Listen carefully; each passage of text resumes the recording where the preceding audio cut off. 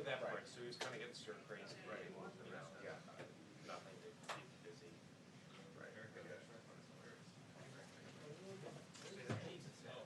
It looks. Yeah, I should have showed you right a little bit. I assume that's not. But no. I wouldn't worry about it.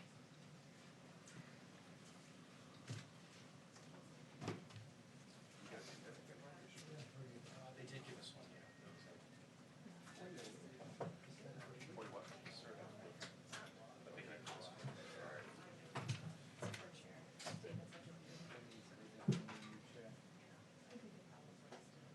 Yes, I do. You got me? Thank you.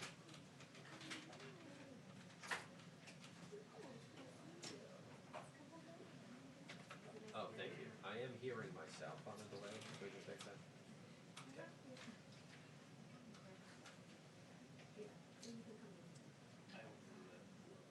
You can't be here. Go for it, I think there's. Yeah, you're good. Yeah. We're good, we're good. No, we're right here. Thank you. Oh, I go, I'm at 44, but I go like blue 50. I don't go yellow. 49. See? I know. What? 40? 44. Let's see. No, I'm not. Excellent. Thank you. I turn blue and yellow. You're already with me. 49? You're already with me. I know, it's like, it's not the worst guy.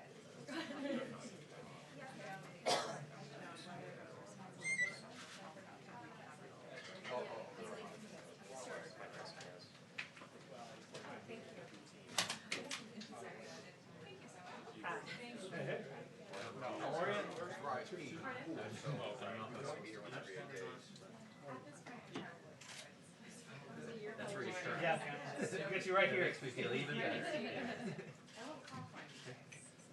Hi, Jen. How are you?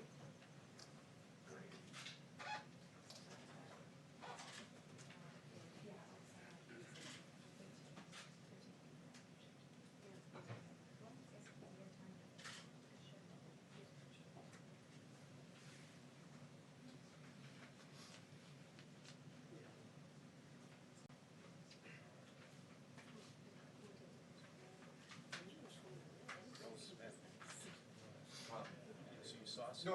So I was like, you just I was so irritated that they didn't let me in. Yeah. And then I was like, I wonder if anybody else has got it. And so I just started searching, and then this came up. Those assholes. Yeah.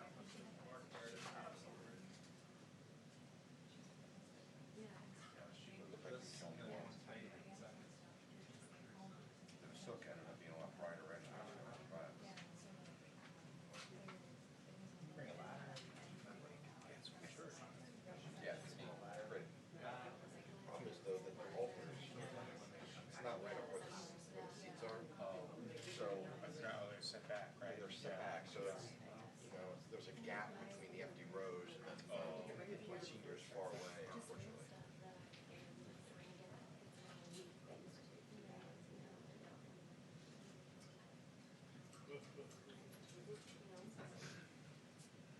See, so Jonathan Newton had some nice stuff in the streets giving. Yeah, on the parking lot, yeah. That's great. Yeah, there's a second one I was trying to do, but yeah, those are nice pictures. Can't do it without you, so. No, you can do, I mean, no problem. Do these guys stay here a little bit? Checkers. Service.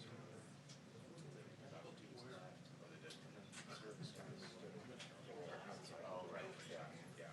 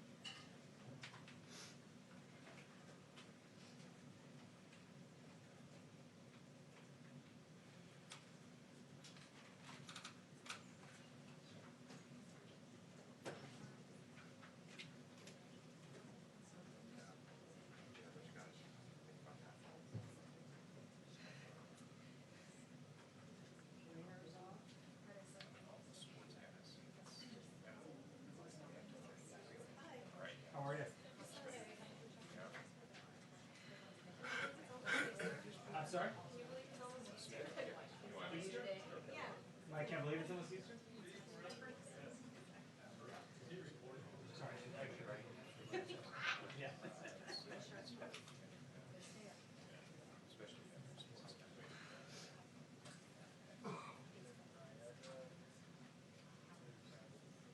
kids out of school? Yeah, they're out until, I'm sure until August. Hey, New York. Right now, it's just officially till then. So there won't be New York is going to the kids do for like summer camp and stuff. We were just wondering that, like our summer camp sent us something that started. Insurance doesn't cover us if we cancel. Wow. Losing thousands of dollars. Wow. Not getting back. Wow. Unfortunately, booked this year, they got back. It's another $3,000. Of all the fucking places, one or two. No, we have a second correspondent on Cable. Yeah, that and that's when I went to Maine. Yes. 6:30. So if I get up and leave, you won't know why. Those shitty companies are like, well, you know, we're not responsible.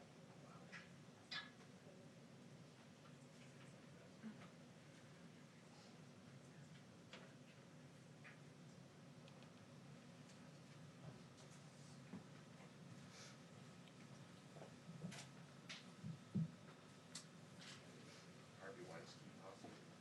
No. Yeah. Hey, any luck getting ISP back there? I'm not hearing anything in ISB right now. I hear you, 1, 2, 3, 4, 5, 1, 2, 3, 4, 5. 1, 2, 3, 4, 5, 1, 2, 3, 4, 5. Mhm.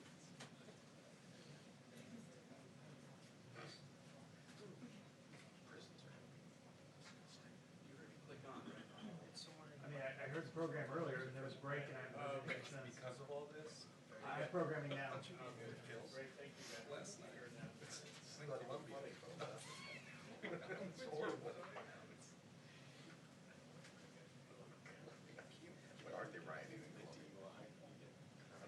Oh my God, exactly. Yeah.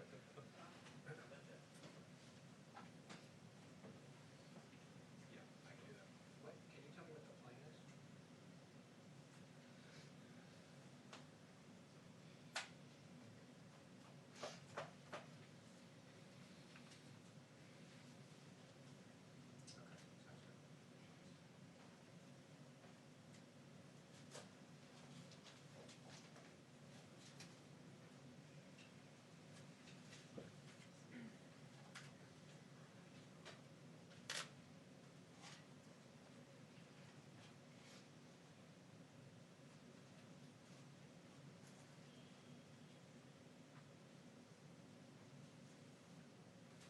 Hey, Paul, I got your line clear. You got me, sir?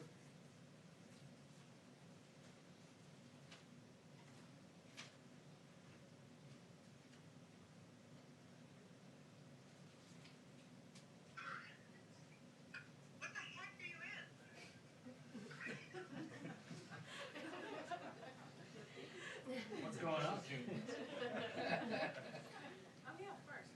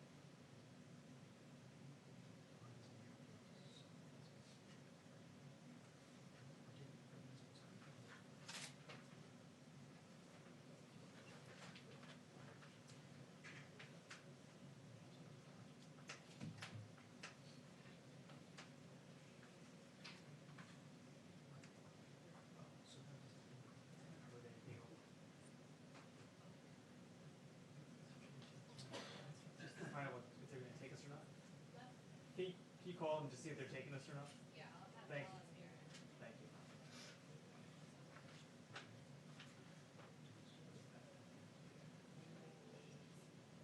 I can. Can you hear me okay? We're next. Okay. We're just going to chat, right? Talk to me, Fox Report. We're just going to chat.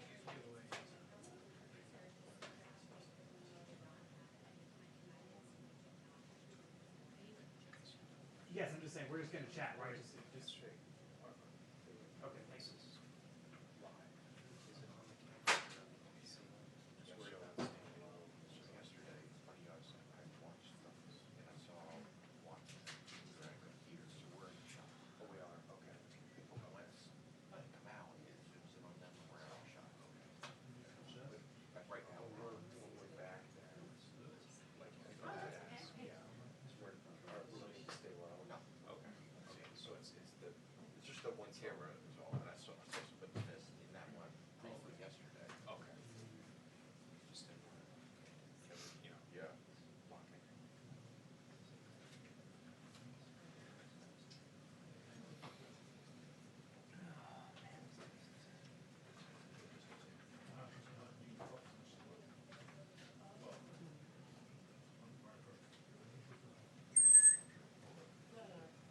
Briefing will begin at 5:30 p.m. New York, can you hear me? Briefing will begin at 5:30.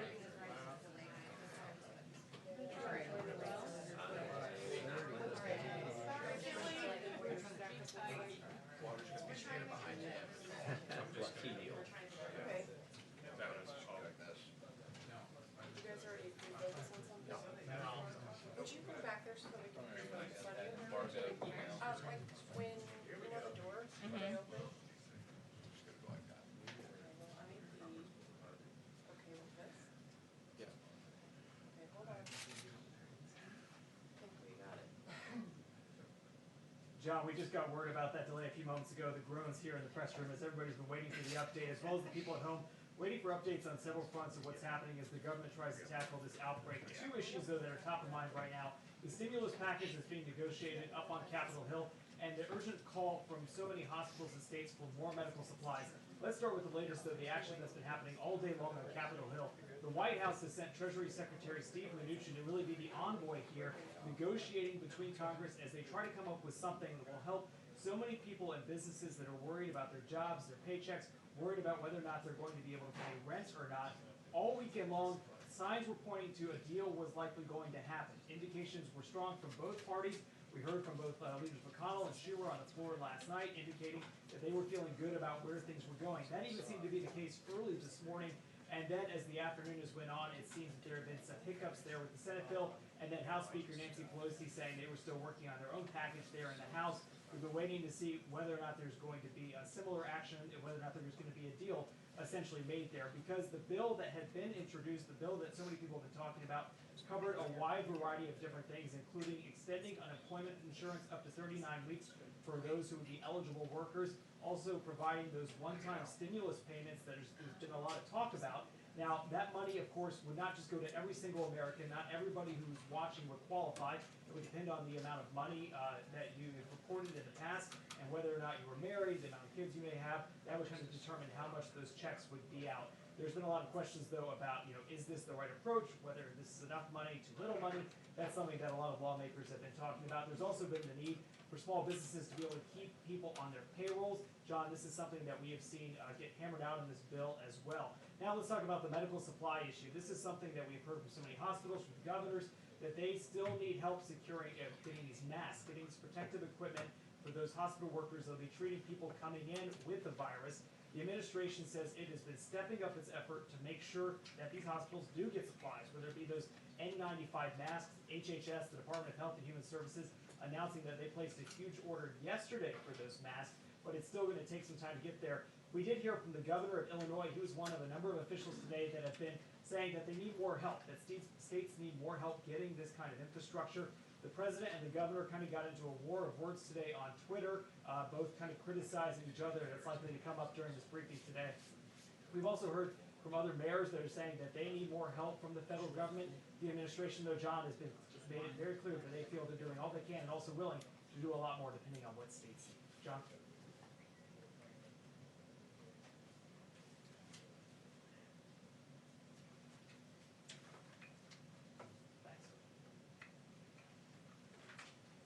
Thank you.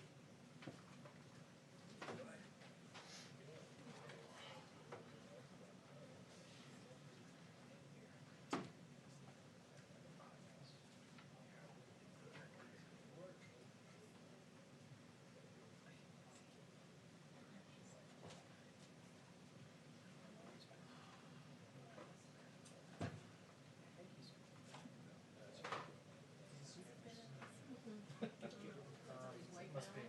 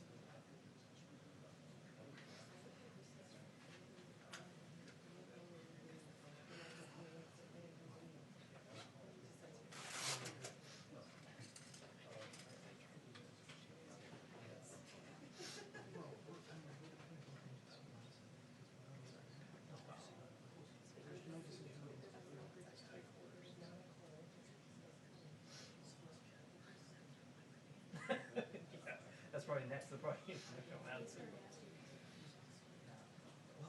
don't know about you, but just whether you feel anything or doesn't just trigger that anxiety. I do this several times a day. Absolutely. My wife, she texted me yesterday. She's like, I already now have jumped to the worst case. Like Uber driving this morning, she was a woman in her 70s, and she was saying she just watching the coverage. She went like a check because she was so worried because she had coughed.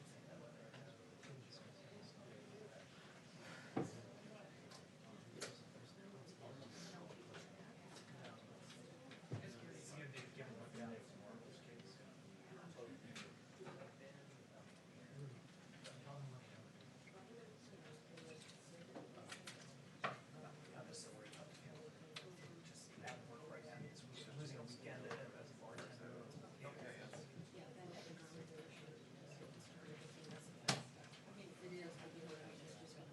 Worse and worse. Did you see Marriott and Bethesda? 60 or 70% of their corporate workforce. Just right here from that.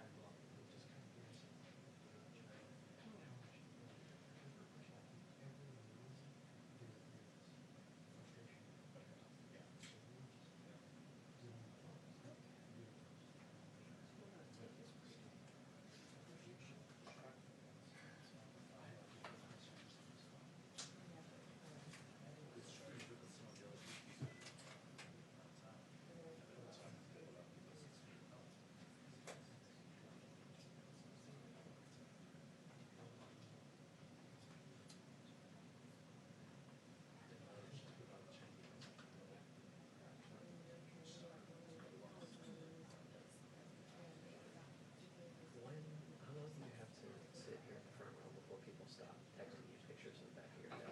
It never stops. To be followed by a phone calling during the day. Oh, yeah.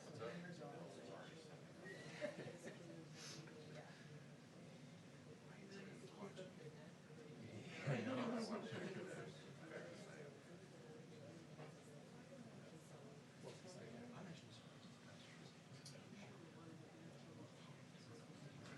You're right about that, and there's just something where the anxiety is not there. I was just as guilty as doing it because I would line up behind it, but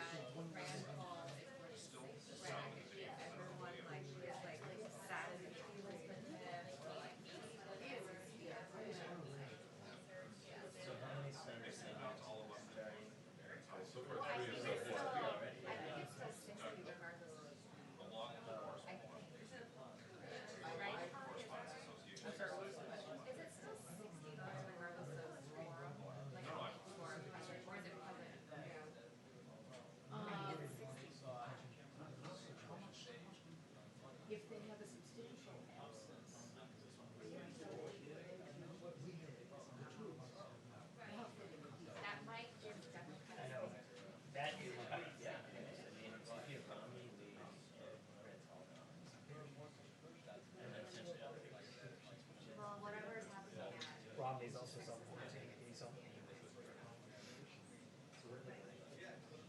voting on it next week, only to be able to advance to the final. But they, because Democrats are using this one, they're happening. I think.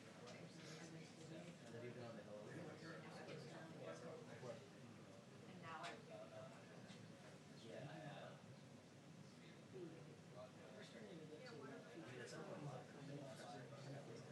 Are reporters from the Hill like that?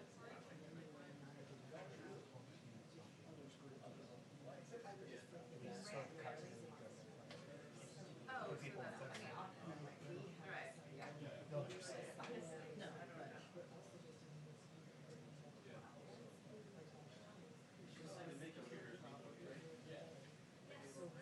It's just been so surreal.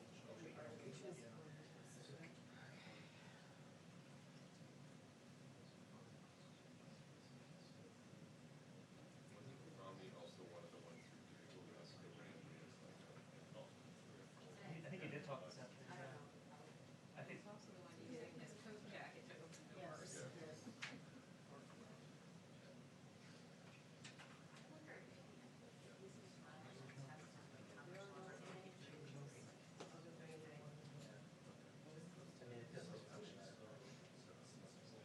Right. Well, because didn't they like ask more detailed questions about.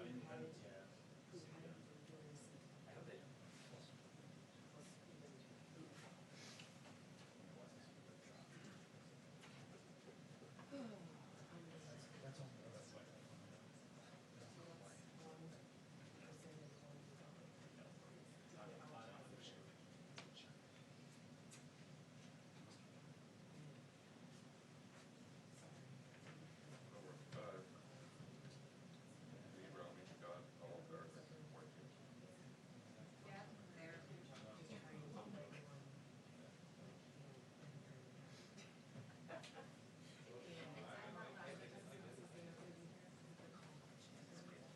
It's in line with the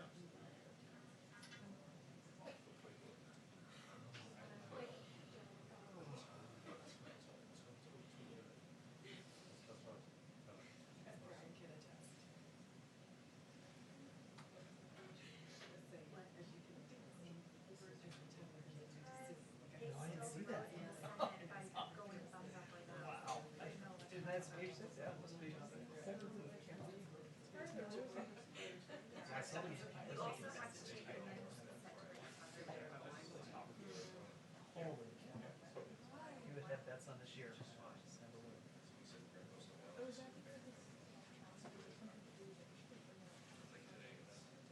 Yeah, I think so. So there's electronic voting in the House.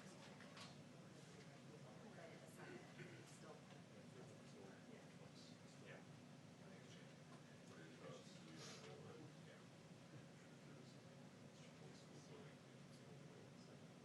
I mean, if it's a, you should, I mean, only intensive, like,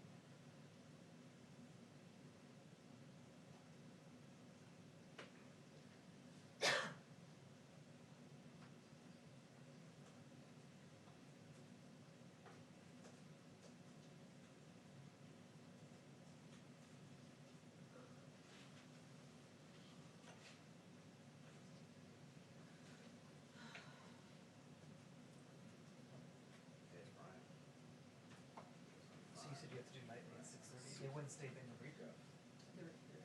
Oh, so that's changed. I was gonna say, that would be a possible situation.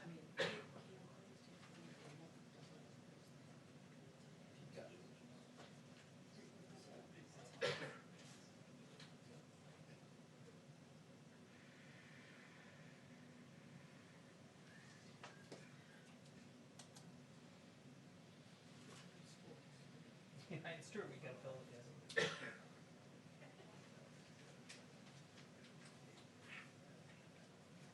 I for sure thought they were gonna say no updates to this one, but it's amazing they still, 4 weeks, we'll figure it out. Oh my god. I'm sad.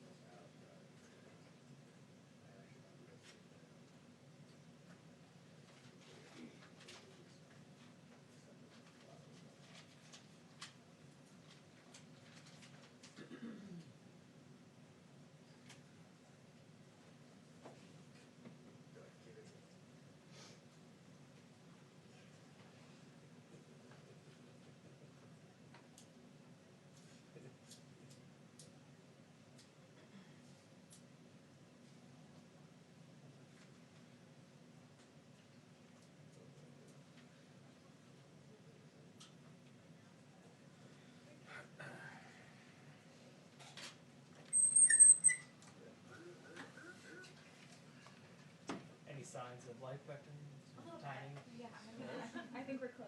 Close. Is it also? I hope not, it's now I'm sitting here. Yeah. We'll take it as a good sign. Yeah.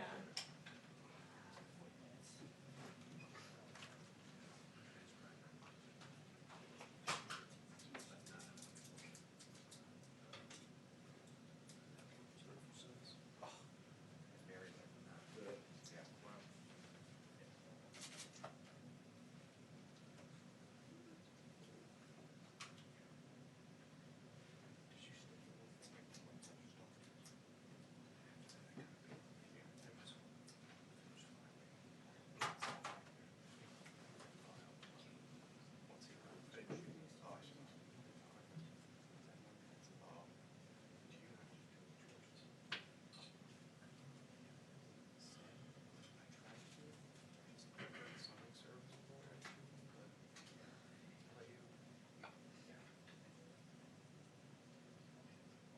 It looked like that car was standing out yesterday like a horse. Here's like this guy.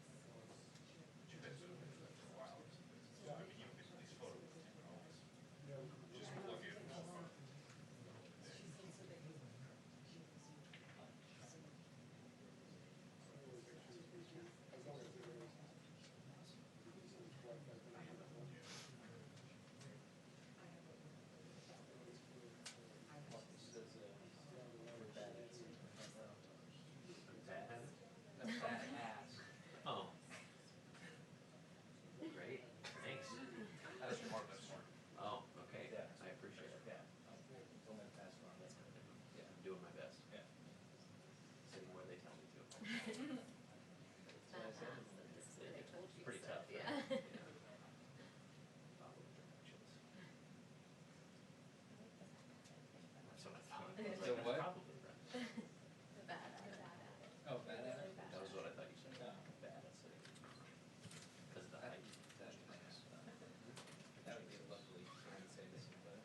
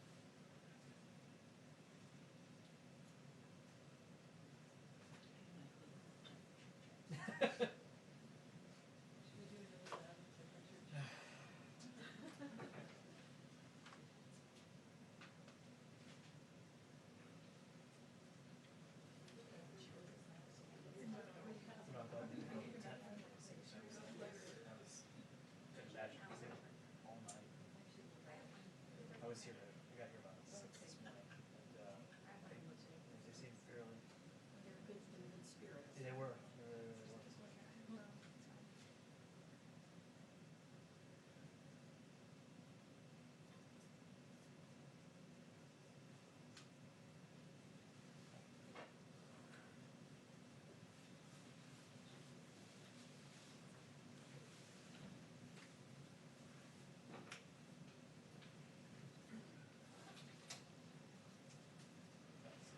Did you see anything? Urgent sign, he's gonna touch it.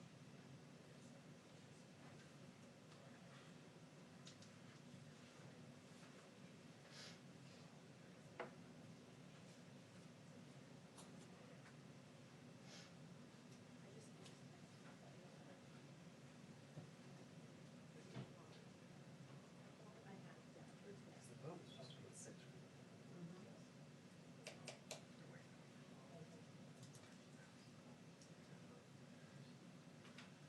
It was. Yeah.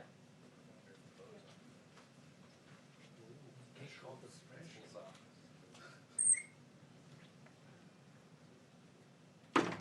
Yeah.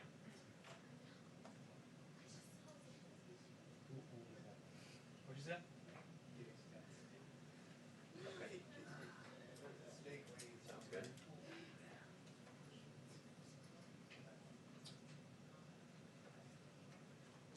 Okay.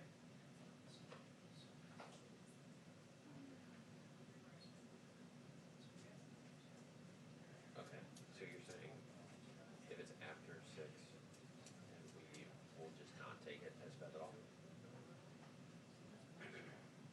All local? Well, just, They can't.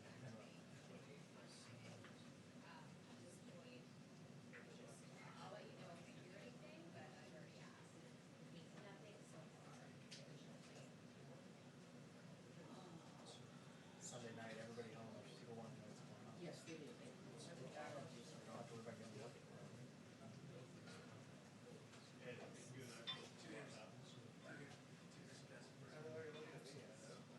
Are they rated twice over?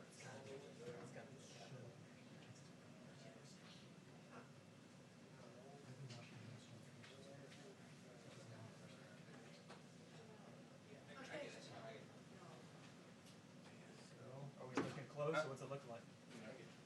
Arc? Yes. Okay. Thank you.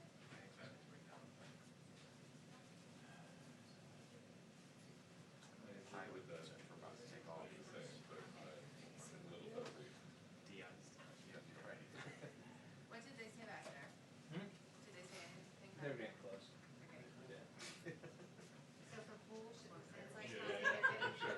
That's what they told me. it's like how Yeah. they're close to a deal and They said they're, yeah, they're on, they said it should be any minute.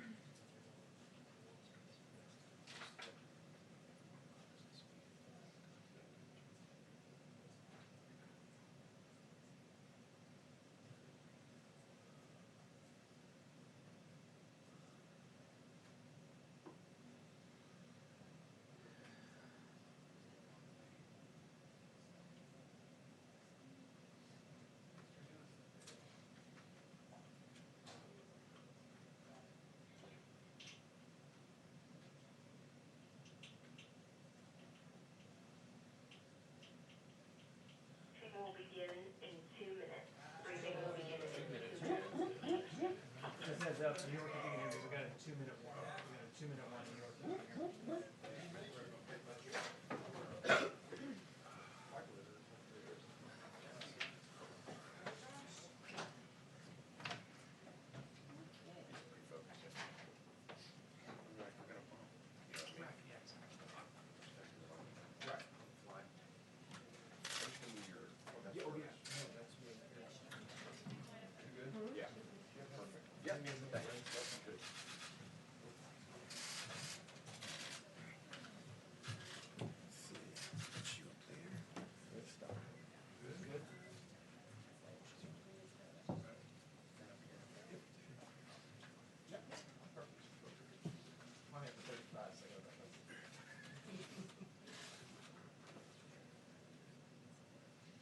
Temperature checks good today, everybody? Everyone's got a clean bill of health?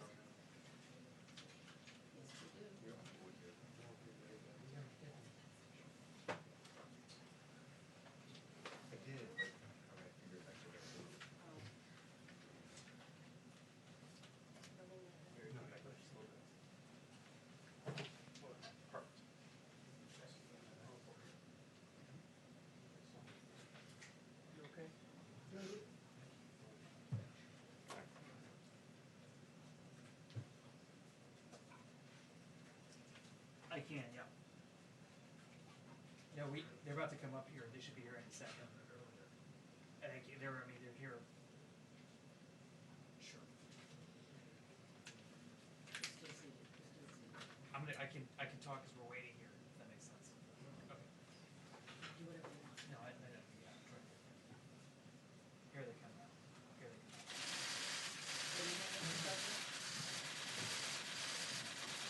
Thank you very much.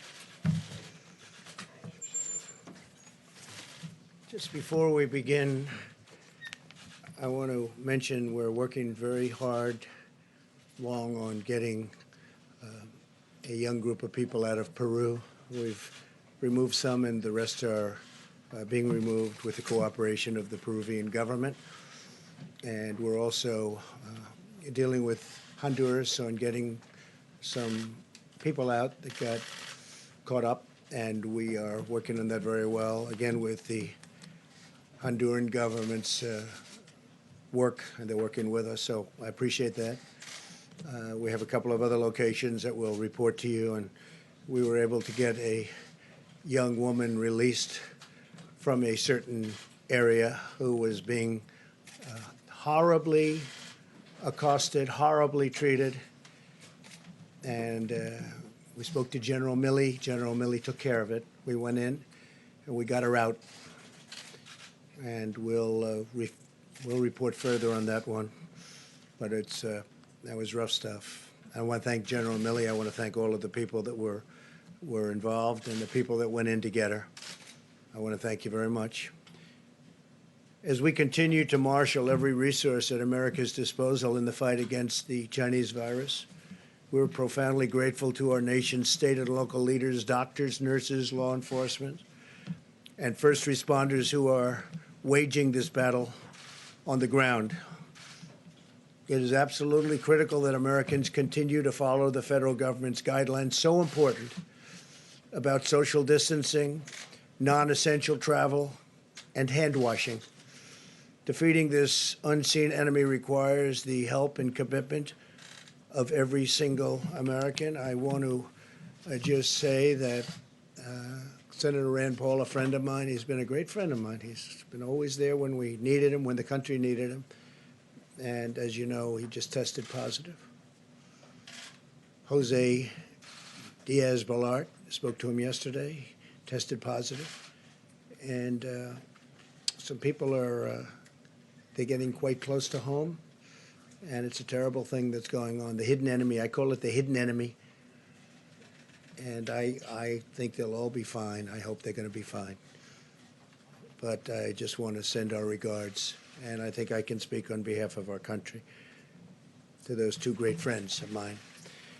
We're working urgently with Congress on legislation to support the millions of workers, small businesses, and industries who have been hit hard by the virus through no fault of their own. Our goal is to get relief to Americans as quickly as possible so that families can get by and small businesses can keep workers on the payroll.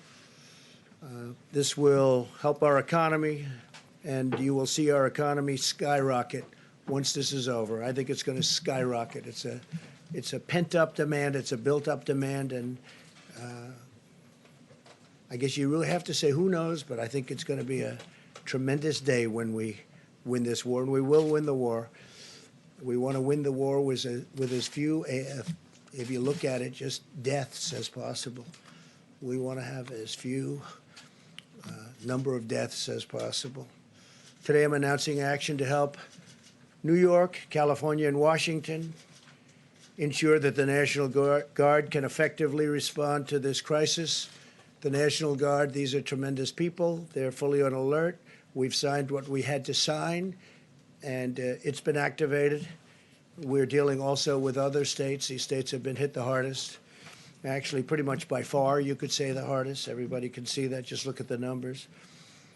And through FEMA, the federal government will be funding 100% of the cost of deploying National Guard units to carry out approved missions to stop the virus while those governors remain in command. So the governors locally are going to be in command and will be following them, and we hope they can do the job, and I think they will. I spoke with all three of the governors today and just a little while ago, and they're very happy with what we're going to be doing because we'll be announcing some other things for those three states and some other states where it's hit the hardest.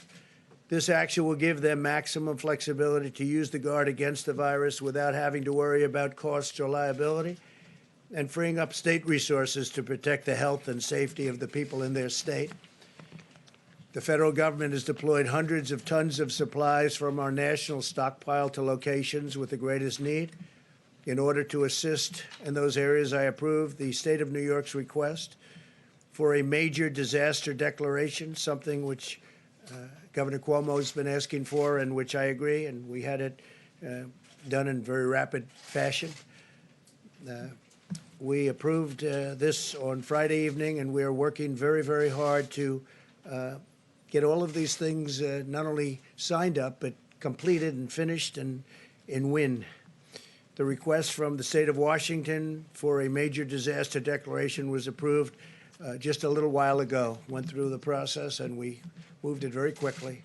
The request from the state of California was just received, and we will have it approved very quickly. We'll be working, I told that to Gavin Newsom, and we're working on getting that done very quickly. It'll be done maybe tonight. We have large quantities of medical equipment and supplies on the way based on all of this to those states, including respirators, surgical masks and gowns, face shields, coveralls, and gloves, with large quantities already delivered to Washington and to New York. In addition to large quantities of supplies, I've also directed FEMA to supply the following: 4 large federal medical stations with 1,000 beds for New York, 8 large federal medical stations with 2,000 beds for California, and 3 large federal medical stations and 4 small federal medical stations with 1,000 beds for the state of Washington. The governors know. The supplies en route to California and New York will be delivered within the next 48 hours. In addition, the Naval hospital ship, the Usns Mercy. It's incredible ships. These 2 ships are incredible, one on the West Coast, one on the East Coast, will be deployed to Los Angeles to add emergency surge medical capacity, and they have a tremendous capacity. They are really something. I will say that if you look at some of the things we've been doing, and now those numbers have gone up, and just to be a little bit more exacting, we've done a presidential approval for requests for major disaster declaration for the state of New York, approval of Title 32 National Guard activation for the state of New York. We're providing all of this at no cost to the governor. I spoke with Governor Cuomo. He's working hard. We're all working hard together. The relationship has really been amazing. But it also enables the governor to provide robust National Guard support to the state. And the 25%, we're going to be waiving that 25% cost. We're picking up, we'll be coordinating, and they'll be doing something with very special people. Mission assignment of the U.S. Army Corps of Engineers to provide support to build out alternate care sites. They're doing various alternate care sites, which have now been designated by New York. 4 large federal medical stations of 1,000 beds. These are very complex places, actually, with great equipment and great people. Strategic National Stockpile Order, and this is as of a number of days ago, so far delivered to New York, and this is the 19th. We had the N95 respirators, 186,416 delivered. We've delivered 444,078 surgical masks. Many have been delivered since then. Face shields, we've delivered 84,560 face shields. Surgical gowns, 68,944 to New York. Coveralls, 352. Gloves, 245,486. Also to New York, in terms of what's been delivered just since then, the numbers are quite large, and we have tremendous numbers of companies also making equipment. For the state of Washington, we've delivered 369,000 N95 respirators, 507,406 surgical masks. And this is as of about 3 days ago. Face shields, 63,788 face shields. Surgical gowns, 107,850.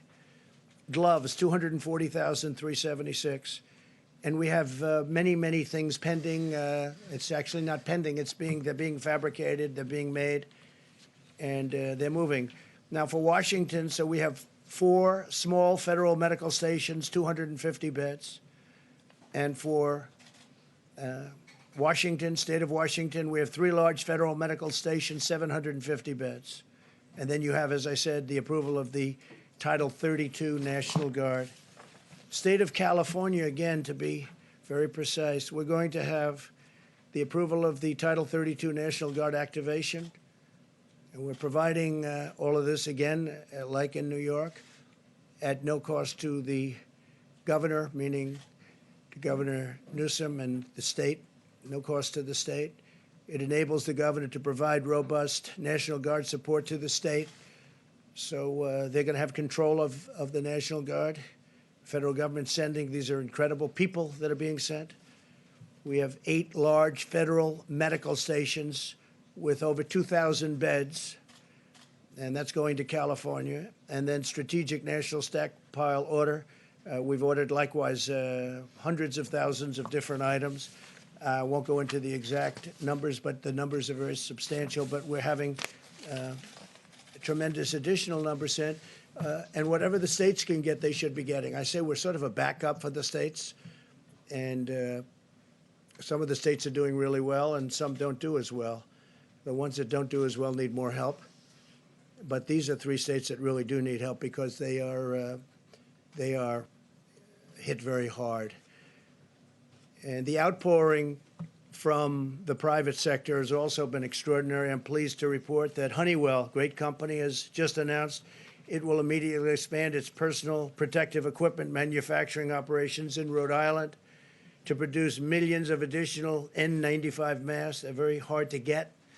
They're actually quite complex. For the U.S. government's Strategic National Stockpile, they'll be immediately then delivered to the various states. This expansion is already underway, and it's going to provide a lot of jobs for that state, probably around 500. The masks will be distributed by the government for the use of the health, safety, and emergency, and this for response workers, primarily for response workers. These are very high-end. This expansion is in addition to Honeywell's action to more than double production of its existing personal protective equipment manufacturing plants. They make a lot of different things, and they're doubling and tripling their production. They're going round the clock. Today, I'm also announcing the launch of a new public-private consortium organized by the White House, the Department of Energy, and IBM to unleash the power of American supercomputing resources to fight the Chinese virus. The following leaders from private industries, academia, and government will be contributing, and they're going to be contributing a lot of different things, but primarily computing resources to help researchers discover new treatments and vaccines. They'll be working along with NIH and all of the people that are working on this. But tremendous help from IBM, Amazon, Google, Microsoft, MIT, Rensselaer Polytechnic Institute, the Department of Energy's National Labor Laboratories, the National Science Foundation, and NASA. They're all contributing to this effort, and they're fully in gear. This afternoon, I also want to update you on the steps we're taking to protect and serve our country's 18 million veterans. These are great people. Our amazing veterans have shown their eternal loyalty to our nation, and this is the time where they're in need, and we are going to show our loyalty to them. We're being very protective of our veterans. We're working on certain hospitals where we may be doing some work in Louisiana in particular and some other states, veterans hospitals. We're going to be very protective of our veterans. Some of them are of that very vulnerable age, and some of them obviously are not feeling well, and some of them are still suffering the wounds of war from many years ago. Yesterday, I signed vital legislation to ensure that the GI Bill will cover distance learning during this emergency. I also spoke with many of our veteran service organizations, or the Vsos, to describe our unprecedented action. In February, the Department of Veterans Affairs established 19 emergency operation centers throughout the country. One of the things that they've been trying to get done for many years, you all know this from following me over the last number of years, but we got it done pretty quickly. They've been trying to get it done for many, many decades, was choice, veterans' choice, and also veterans' accountability. Now, if it's crowded within this, if they can't get to a doctor, we have great doctors in the VA. I have to say that. We have fantastic doctors, as good as they come. But it's hard to get to them because of what was bureaucracy, but no longer bureaucracy. We've done a lot of things in that case because of accountability when people aren't doing their jobs, or if they're bad, or if they're sadistic, or if they steal or anything bad happens, we're now allowed to fire them for, I signed that a year and a half ago. For many years, you weren't able to do that. So the VA is working, and I was just told by our great leader at the VA, Robert Wilkie, he said for the first time, we get the highest marks in the history, highest poll numbers in the history of the Veterans Administration. Came out a week ago that they're happy. And look, one of the reasons that happened, highest in history, one of the reasons that happened is because of veterans' choice. If they have to wait online, they go and see a private doctor and we pay the bill. And they get better. They don't have to wait 2 weeks and 3 weeks or 2 days, but they get better. And a lot of times they waited so long that they would have a problem, and it would end up being terminal because they couldn't get the kind of treatment that they deserve. So highest poll numbers, highest approval numbers in the history of the VA. I was just given that information yesterday. We restricted visitors' access to 135 veteran community living centers, which house nearly 8,000 veterans with chronic medical conditions, so that we limit their exposure to the virus. We want to totally take care of our veterans, and that's what we're doing. The VA has canceled most elective medical and surgical procedures. They're delaying them till after this is gone, after we've won. We began providing life-saving care to patients who had symptoms across the 171 VA medical centers nationwide. That's a big deal. Under my administration, the VA has also been a leader in expanding telehealth.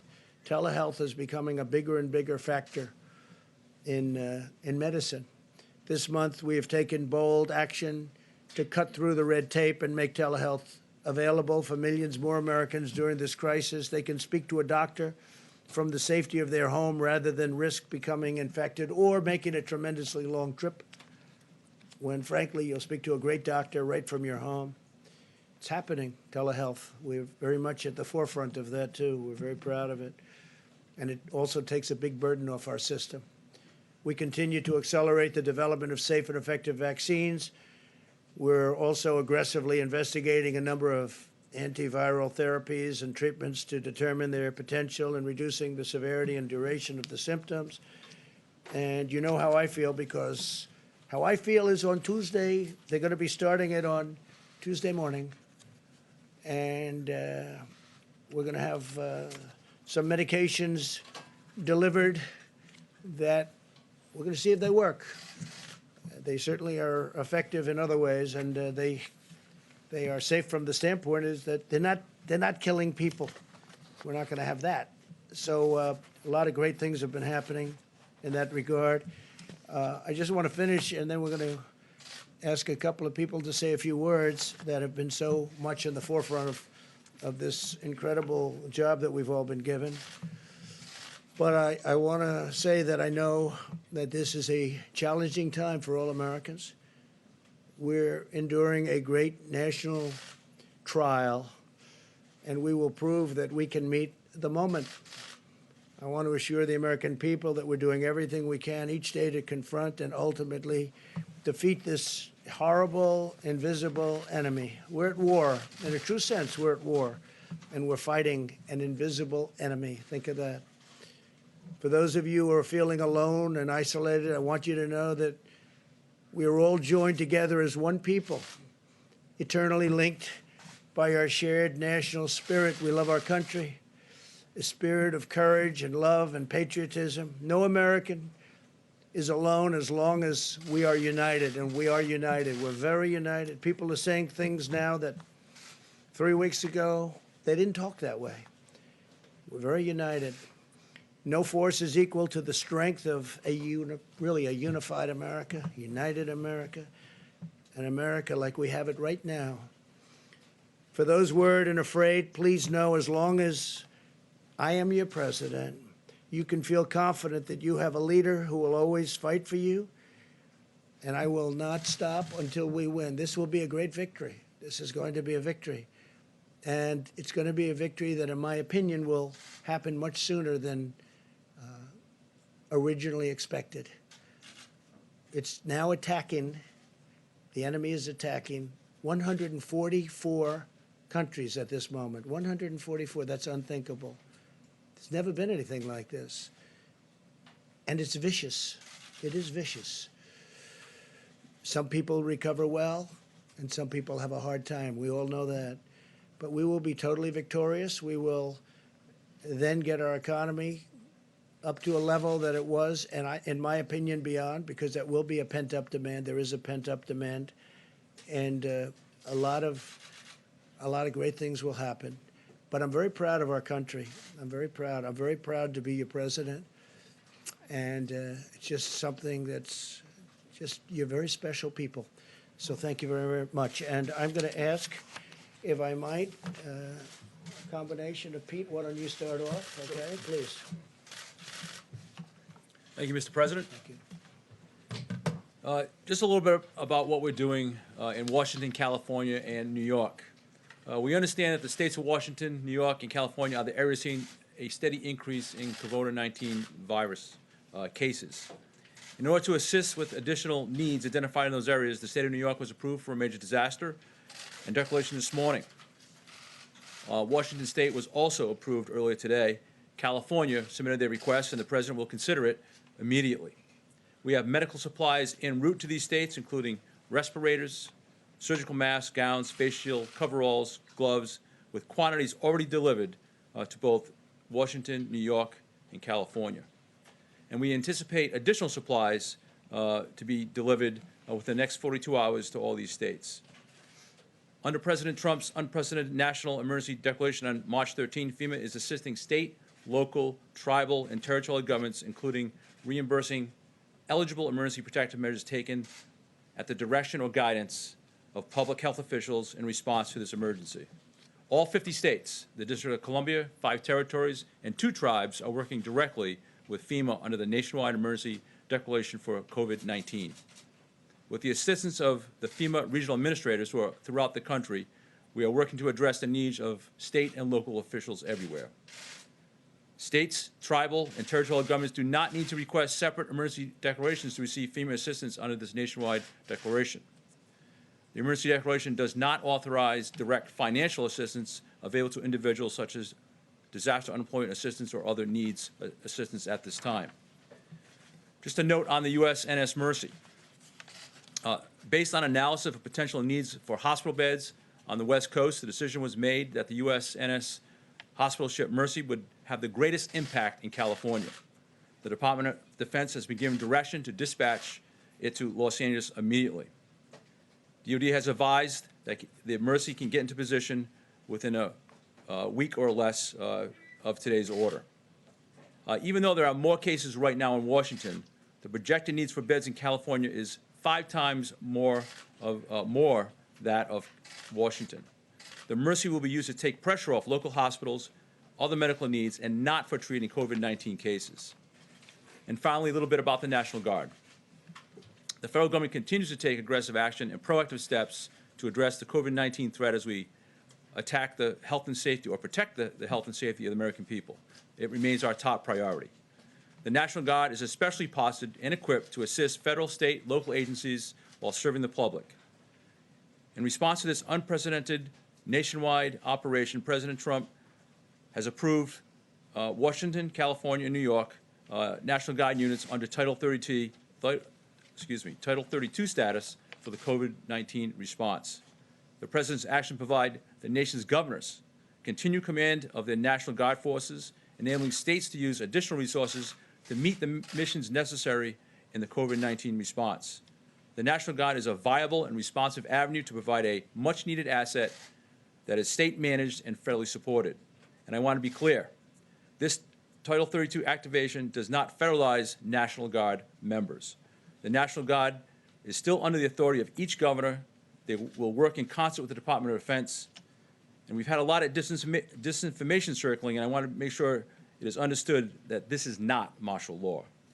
The Department of Defense, by way of a mission assignment, will lead this task. And then finally, we continue to respond to hundreds of requests from governors across the country in filling all their critical needs. Thank you, sir. Thank you, Pete, very much. Peter Navarro. Thank you, sir. Thank you, Mr. President. Good evening. What I want to talk briefly about is the Defense Production Act. And to give you the overview here, using the full power of private enterprise and the full force of the federal government, my job at the White House is to make sure tactically, working with FEMA and HHS, the American people, particularly our healthcare professionals, get the gloves, the masks, and all of the personal protective equipment they need. And I can tell you, sir, that since you signed the Defense Production Act, my job's gotten easier. And let me explain why. The Defense Production Act, in this context, has 2 primary functions. One is mobilization of the industrial base, in this case, the public health industrial base. And the other is allocation of resources, both from the supply chain to the manufacturers and from the manufacturers to the end users, such as the healthcare professionals. Now, what we're seeing on a purely voluntary basis, based on the leadership of this administration, we're seeing the greatest mobilization of the industrial base since World War II. And every day I'm working with organizations and companies, National Association of Manufacturing, the National Council of Textile Organizations, and so on, in terms of building up rapidly our capabilities to get what you need. Now, let's think about what mobilization means. It can mean, for example, repurposing a factory. So Pernod Ricard called us last week, and they had 3 hurdles they had to deal with. They called my office, had to make a call to Treasury, FDA, and HHS to clear the path. We got that done that day. They started their production that day. moving from alcoholic beverages to hand sanitizers. And as we speak, a truck is moving towards New York and will arrive there Tuesday to share with the hospitals over 1,000 gallons of sanitizers. So that would be a repurpose. A second example would be one that the president offered with Honeywell. Again, Honeywell called the White House asking for help from the president. And what they said is, look, we want to do this new factory in Smithfield, Rhode Island. They called me on a Friday morning. And by that night, we had a contract in to HHS. HHS flipped that immediately, and I had Honeywell moving people and equipment from Massachusetts to that facility in Smithfield, Rhode Island. And we're going to have those masks produced within 30 days, moving on the assembly chain. So my point is, mobilization is repurposing, building up capabilities. And the other portion is, of course, the allocation of resources. Now, what I can tell you so far is that the Defense Production Act, sir, has given me quiet leverage. When you have a strong leader, you can take a light hand initially. And so what we've seen with this outpouring of volunteers from private enterprise, we're getting what we need without putting the heavy hand of government down. There will be possibly cases down the road, and the manufacturers have actually asked me and alerted me this, where some places in the supply chain, they may have problems that the White House will have to break through using the Defense Production Act. We won't hesitate to do that. The last thing I'll tell you is that I also get a lot of calls that are very disquieting. Brokers are offering millions of items, whether they're goggles, masks, or whatever, and you go through 3 different brokers, tracing to a warehouse in LA that's allegedly got 10 million masks, and they want to charge you 7 times what they cost. That's price gouging. We are a message to the hoarders. If you got any large quantities of material that this country needs right now, get them to market or get them to us. We'll pay you a fair price. But if you don't do that, we're going to come for you and make sure that doesn't happen in this country, and that would be a good use of the Defense Production Act. So I salute you, sir. You've made my job easier, and I appreciate that. Thank you, Peter, very much. Great job. Mike, please. Thank you, Mr. President. Task Force met this afternoon, as we do every day. And let me begin today by simply saying thank you to the American people. And thank you for the way that people across this country, 7 days into 15 days to slow the spread. The people in communities large and small across America are responding, are cooperating, are communicating, not just on behalf of their own health and the health of their family, but more importantly, on behalf of the most vulnerable among us. So on behalf of your president and our entire task force, just thank you to the American people. I also want to express our appreciation to the governors across the country. The President today just announced action in New York, California, and Washington State as the latest demonstration that this administration will do whatever it takes to support the leadership at the state and local level as the American people confront the spread of the coronavirus. The legislative efforts that are underway, being negotiated on Capitol Hill as we speak, the bipartisan spirit that's taking place there, that's reflected in all of our interactions with state leaders around the country, is a great credit to the nation. But it should be a great encouragement to the American people that your government at the federal level, at the state level, working with courageous healthcare providers all across America, are coming together to meet this moment. And that is the way our system works. It's extremely important that the American people recognize that one of the things that makes America different is that we have a system of federalism, and that by putting FEMA in the lead, the president has emphasized that our response to the coronavirus is in the anthem of FEMA. It is locally executed, state managed, and federally supported. We want the people on the ground, the decision makers, to have what they need. We want states to be able to manage the unique circumstances in their states. And whether it be the legislation moving through the Congress or the efforts the President announced today, major disaster declarations, Title 32 on the National Guard, resources flowing, hospital beds flowing, we're going to continue to make sure that our states have what they need to meet this moment.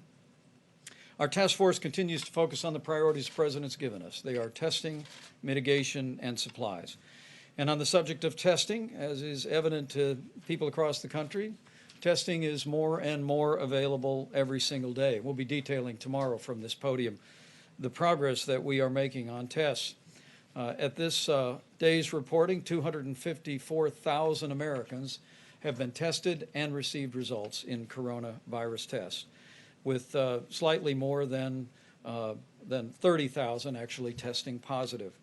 There's a bit of an encouraging word in that for every American. Remember, everyone that's being tested now, with the exception of our healthcare workers, are people that have symptoms that make them think they may have the coronavirus. And as our numbers come in consistently, because the 254,000 does not include all the local hospitals or all the local labs in our states, it's working out to be about 1 in 10 Americans who've been tested who thought they had coronavirus actually had it. 9 out of 10 did not. But we'll continue to roll out the testing to provide that resource to the American people. And we're working to make testing happen faster. We expect from word from the commercial labs that we should be caught up on the backlog in testing by the middle of the week. And we are urging today, on the President's behalf, that all labs would prioritize inpatient testing. Let me say again, to all of the commercial labs in the country, you will receive guidance from HHS tomorrow.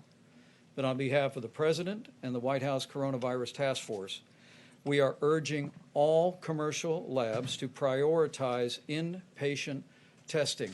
We want people that have been checked into a hospital that are being treated for what they suspect to be coronavirus to receive those tests more quickly. Also, I'm pleased to report that yesterday the FDA approved an emergency authorization on a new test that should be in production by the end of March. It actually would be a coronavirus test, the results of which come back in 45 minutes. And we're also working, the FDA is working with manufacturers around the country to come up with even faster, more innovative tests. And as we told our governors in several calls this week, governors and state health officials should simply contact Fema for the latest information on testing solutions. Let me also say, tomorrow when we gather at this podium, we'll be unveiling, with Dr. Bob Redfield in the lead, new guidance for people that work in law enforcement, first responders, people that work in what we call critical infrastructure in the country. It was in early March the CDC issued guidance for people that were asymptomatic or did not have symptoms, but who had been exposed to someone with coronavirus. We gave them guidance about being able to return to work wearing a mask for 14 days.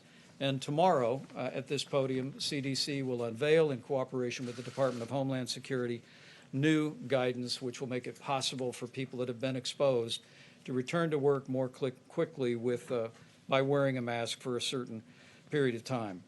Let me also amplify a point on behalf of the President and on behalf of the State Department about Americans abroad.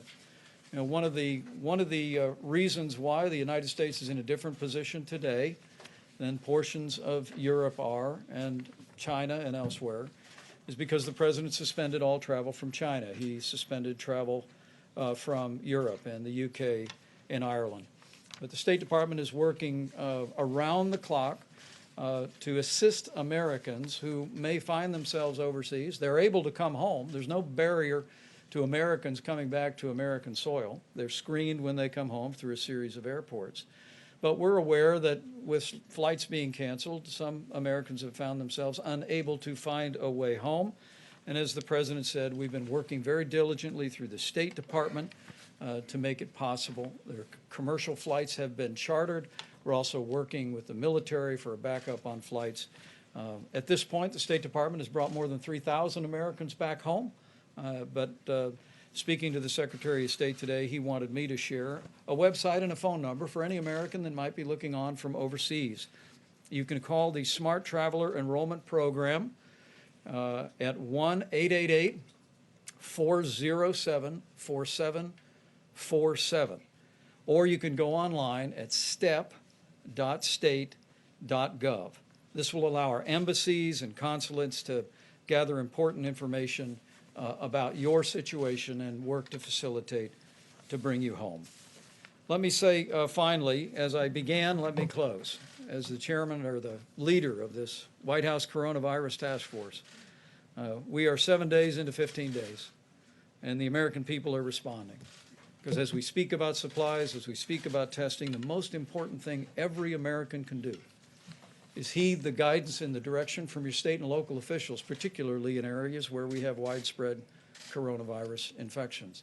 But for every American, putting into practice these measures that the President alluded to at the very beginning of his remarks is a way that we can do this, America. That we can lessen the magnitude of the coronavirus in our country with the cooperation, compassion, generosity, and prayers of the American people. We can slow the spread, we can protect the most vulnerable, and we can heal our land. So let's do it, America. Thank you, Mike, very much. Thank you. Thank you very much, Mike. So just a couple of little things that will take some questions. Maybe you will have some, maybe you won't. That'd be a shock. You'll shock the American public. But I have to say on the testing, if this works out, and we think it might, the new test will be a very simple one, much easier than the existing test, which is quite complex and not a lot of fun to take. And this will be a game changer. But remember, we inherited a broken, obsolete system. It was good for a small number of people, but not good for the millions of people that we're talking about. And we've made this into a system that no matter where you go in the world, that's where they're going. That's what they want to do. That's how they're going to be doing it should something like this happen again. So our people have done a fantastic job, really a fantastic job. And I hope the new test works out. We'll know fairly soon, I think, Doctor. We're going to be knowing about that fairly soon. Hopefully it'll check out or test out. And we certainly are looking forward to that. That will be a very simple test by comparison. Won't be unpleasant at all. And one other thing, the ships. So we have the Mercy, and it's going to California, as you know. That's on the West Coast now. And you have a sister ship that's essentially a twin. They're incredible. I mean, they're incredible ships. I've seen it. I've seen one of them, and they are unbelievable what they can do and the capacity. Many operating rooms, you know, they're wartime ships. They're meant for war. Many, many operating rooms, stainless steel. These rooms are as good as there is anywhere in the nation, actually. I spoke with Governor Cuomo. We had a great conversation today, a number of conversations, actually. He's working very hard. And we are going to be bringing that ship that's called the Comfort. So you have the Mercy and the Comfort. The Comfort's on the East Coast. And that ship will be coming over the next 3 weeks, 3 or 4 weeks. It's being, it was in the middle of maintenance, and we are moving the maintenance very, very quickly, and we're also supplying the ship simultaneously. It's actually big supplies going into those ships, big. And that ship will be coming up here over the next few weeks, and we'll probably be putting it in New York Harbor. And we're making arrangements for that also as to where it's going to be docked. So you have the Mercy and you have the Comfort. They'll be coming up. The Mercy will start very, very quickly. It'll be arriving in Los Angeles pretty soon. So we look forward to that. A question? ABC, go ahead. Thank you. First of all, Senator Paul testing positive. When's the last time you had in-person contact with him? Gee, I think it was quite a while ago. I don't But know. also, It's been a long time. On top of Senator Paul, now 4 senators are in isolation, and the rules say that in order to vote, they have Who to are be they, there. please? Who are they? Romney, Senator Lee, Senator Gardner, Senator Gardner, Senator and Rick Scott. Senator Rick Scott. Also, 2 of them were in contact I with. guess Rick is with coming Rick. out. With the critical stimulus package vote expected. Romney's soon. in isolation? Yes. Yes. Gee, that's too bad. Go ahead. Detect sarcasm there, No, sir? none whatsoever.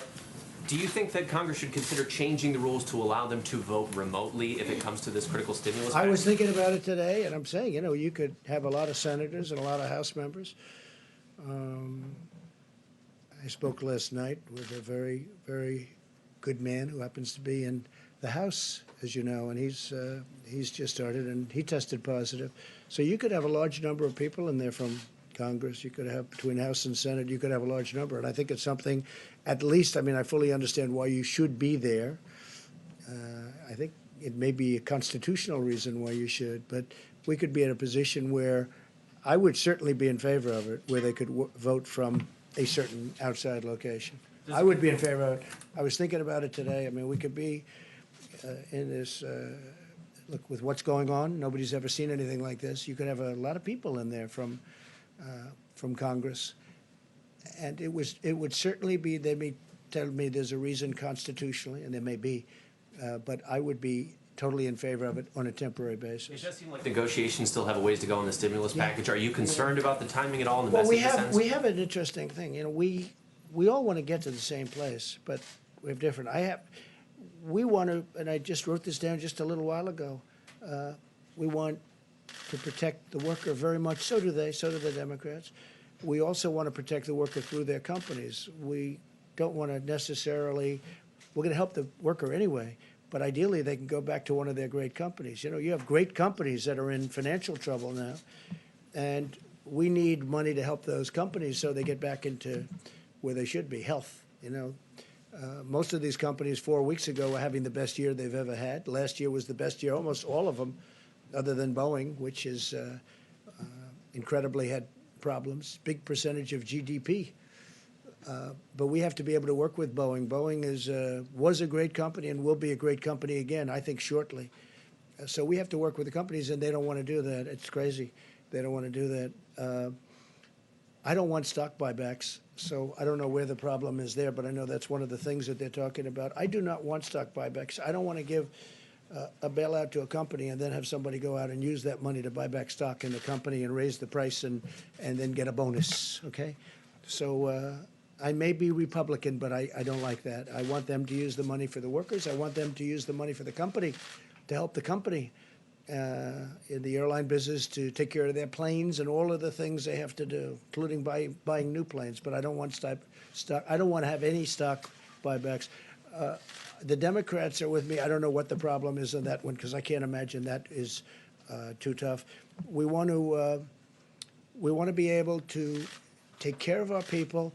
You're going to have things coming up. We're going to have some of the elements that they're talking about. They're down to, I mean, literally 95% of things that you would think that they wouldn't agree, and you'd think the Republicans wouldn't agree to it. And unemployment, as an example, is one of the things they talk about, and unemployment insurance. I think we're very close on that, but, you know, right now they're not. So right now they're not there. But I think that the Democrats want to get there, and I can tell you for a fact the Republicans want to get there. And I don't think anybody actually has a choice. It's a bold package. It's a big package. We do have money for, one of the things is we do have money for saving small businesses. I don't imagine the Democrats, because we have a lot of money set aside for small businesses. We also have a lot of money set aside for big businesses, you know, the big, powerful companies that were powerful 4 weeks ago, and today they're overextended. Look at the cruise line. That's a tremendous business, a big business, very important to Florida. And it's unthinkable a month ago. Just unthinkable. They were setting all sorts of records. They're building new ships. We can't let the cruise lines go out of business. I mean, that would be massive numbers of jobs for our country, and actually for the world, but for our country, it's a massive business, and it doesn't take much to keep them going. So we have to provide for that. But I think both the Democrats and the Republicans are agreed that we have to take care of our workers, and we're going to be doing that in numerous ways, including a substantial cash payment. Yeah, please. When it comes to the Defense Production Act, we know that governors across the country all day today were pleading with you to utilize the DPA, saying that they need it specifically for that allocation piece that you mentioned, Mr. Navarro. Okay. Why not use it now if that would answer their pleas for help? Well, we are using it now. The fact that I signed it, it's in effect. But, you know, we're a country not based on nationalizing our business. Call a person over in Venezuela, ask them how did nationalization of their businesses work out? Not too well. The concept of nationalizing our business is not a good concept. But I'll tell you why. as Peter said, we may have to use it someplace along the chain, but we're getting calls. Here's the beauty of it. If we go out and we want, let's say, masks, we don't know who to call on masks, but Hanes, who makes things of cotton, various elements, lots of things, it's a great company, they called us and they said, we're going to make millions of masks. We got a call today from 3M. There's a big article today, the head of 3M. They're going to make tremendous products, and they're more or less in that business. And if they're not, like for instance, General Motors spoke to us, Ford spoke to us about doing ventilators. The beauty is they're calling us. If you go the national route, nationalization route, we're going to tell a company to make a ventilator. They don't even know what a ventilator is. In the case of one company, they used to make them years ago, and they know how to make them. You know, it's a very complex piece of equipment, frankly. So what we're doing is, I think Peter said it maybe better than anybody's going to say it. We have the threat of doing it if we need it. We may have to use it somewhere along the supply chain in a minor way. But we have millions of masks being done. We have respirators. We have ventilators. We have a lot of things happening right now. So just the threat of using it. But using it's actually a big deal. I mean, when this was announced, it sent tremors through our business community and through our country. Because basically, what are you doing? You're talking about you're going to nationalize an industry, or you're going to nationalize. You're going to take away companies. You're going to tell companies what to do. The truth is, most people, nobody would know where to start. There are companies out there that you wouldn't think of that have called us that say, we can do ventilators. We used to do them years ago, and they can do them in large quantities. If I call companies and say, you build ventilators, they don't even know what a ventilator is. So it's really working out very well. One of the reasons I read the numbers to you is because we've given vast numbers of just about everything. We've taken it out of our supply, and we're restocking our supply. But we're really backing up the governors. The governors have to go out, do their things, and you have a lot of governors. They've done a fantastic job. You have some that haven't. Usually it's the ones that complain that have the problems. But we've had a great relationship, as an example, with Governor Cuomo, with Governor Newsom. We've had a great relationship with the state of Washington. Those are three hotbeds. Those are three hotbeds. Now, we're also dealing with other states. As the Admiral said yesterday, we're dealing with all of the states, actually, in one form or another. Some are very affected in a very minor way, where you have 2 people or 3 people. And I don't even mean deaths. I mean literally cases. And that's different than New York, where you have, you know, tremendous, where everybody, I lived there for a long time, everybody's extremely close, tight. And you have a lot of cases in New York. You have a lot of cases in New York. And we're helping Governor Cuomo. We're helping Governor Newsom. They've been total gentlemen. They want to get it done, and we want to get it done. But doing it the way we're doing it is much better. It's really much better. But in terms of this, I'm asking about the supply chain. It's about allocation, not about manufacturing. So the companies, it's not about nationalizing the companies, it's about the allocation. We coordinate with the states, and we are coordinated with the states. And for the most part, the coordination's been very good. Look, 3 days ago, I had a phone call with all the governors. I actually allowed the press to stay. They weren't supposed to stay. And one person in the media said, that was surprising. It's actually a little risky doing that, because we had Democrats and we had Republicans. And, you know, they're politicians, and they always have something to say. Well, I took a lot of calls, and we really didn't get one nasty or bad response. They were thanking us for the job we did. And I had the press standing. I don't know if you were there. I don't think so. I had the press standing there watching. They weren't supposed to be there, but I said, let them stand there. The governors were very complimentary, very, very complimentary. And I watched over the last few days Governor Cuomo. I watched Gavin Newsom in California. I watched both of them, and they've been, you know, very complimentary. And those are really the hotbeds. And so we want to keep that going. I'm very proud of this country, and I'm frankly very proud of a lot of the politicians that normally we're fighting with. We have different views on things, you know, a little different view. But we're going to get to the same place. We have different views, but we're going to get to the same place. Yeah, please. Yes, I wanted to ask if you're considering an executive order to free elderly, nonviolent criminals from federal prisons. We have been asked about that, and we're going to take a look at it. It's a bit of a problem, But when we talk about totally nonviolent, we're talking about use of totally nonviolent prisoners. We are actually looking at that, yes. And a quick I wanted to ask also, your administration eliminated a key position in China in July, a medical epidemiologist embedded in China's disease control agency, and it was just months before the first cases were spotted in Wuhan. So the question is basically why the post was eliminated and Well, I if could ask anybody, would you like to take that one, Bob?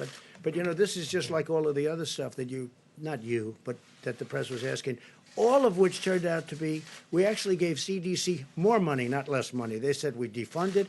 It turned out it was more money. Every one of those things that were said were 100% wrong. And this sounds like another one of them, but anyway, go ahead. Yeah, as you know, CDC has offices all around the world right now to do our function to detect and prevent and respond to outbreaks where they occur. The China office is actually being augmented as we speak, and we've been embedded there for over 30 years. There's a reason they call it the Chinese CDC, because we've had that productive partnership. Mr. President. And I wish, again, our relationship with China is a very good relationship. I wish they told us 3 months sooner that this was a problem. We didn't know about it. They knew about it, and they should have told us. We could have saved a lot of lives throughout the world.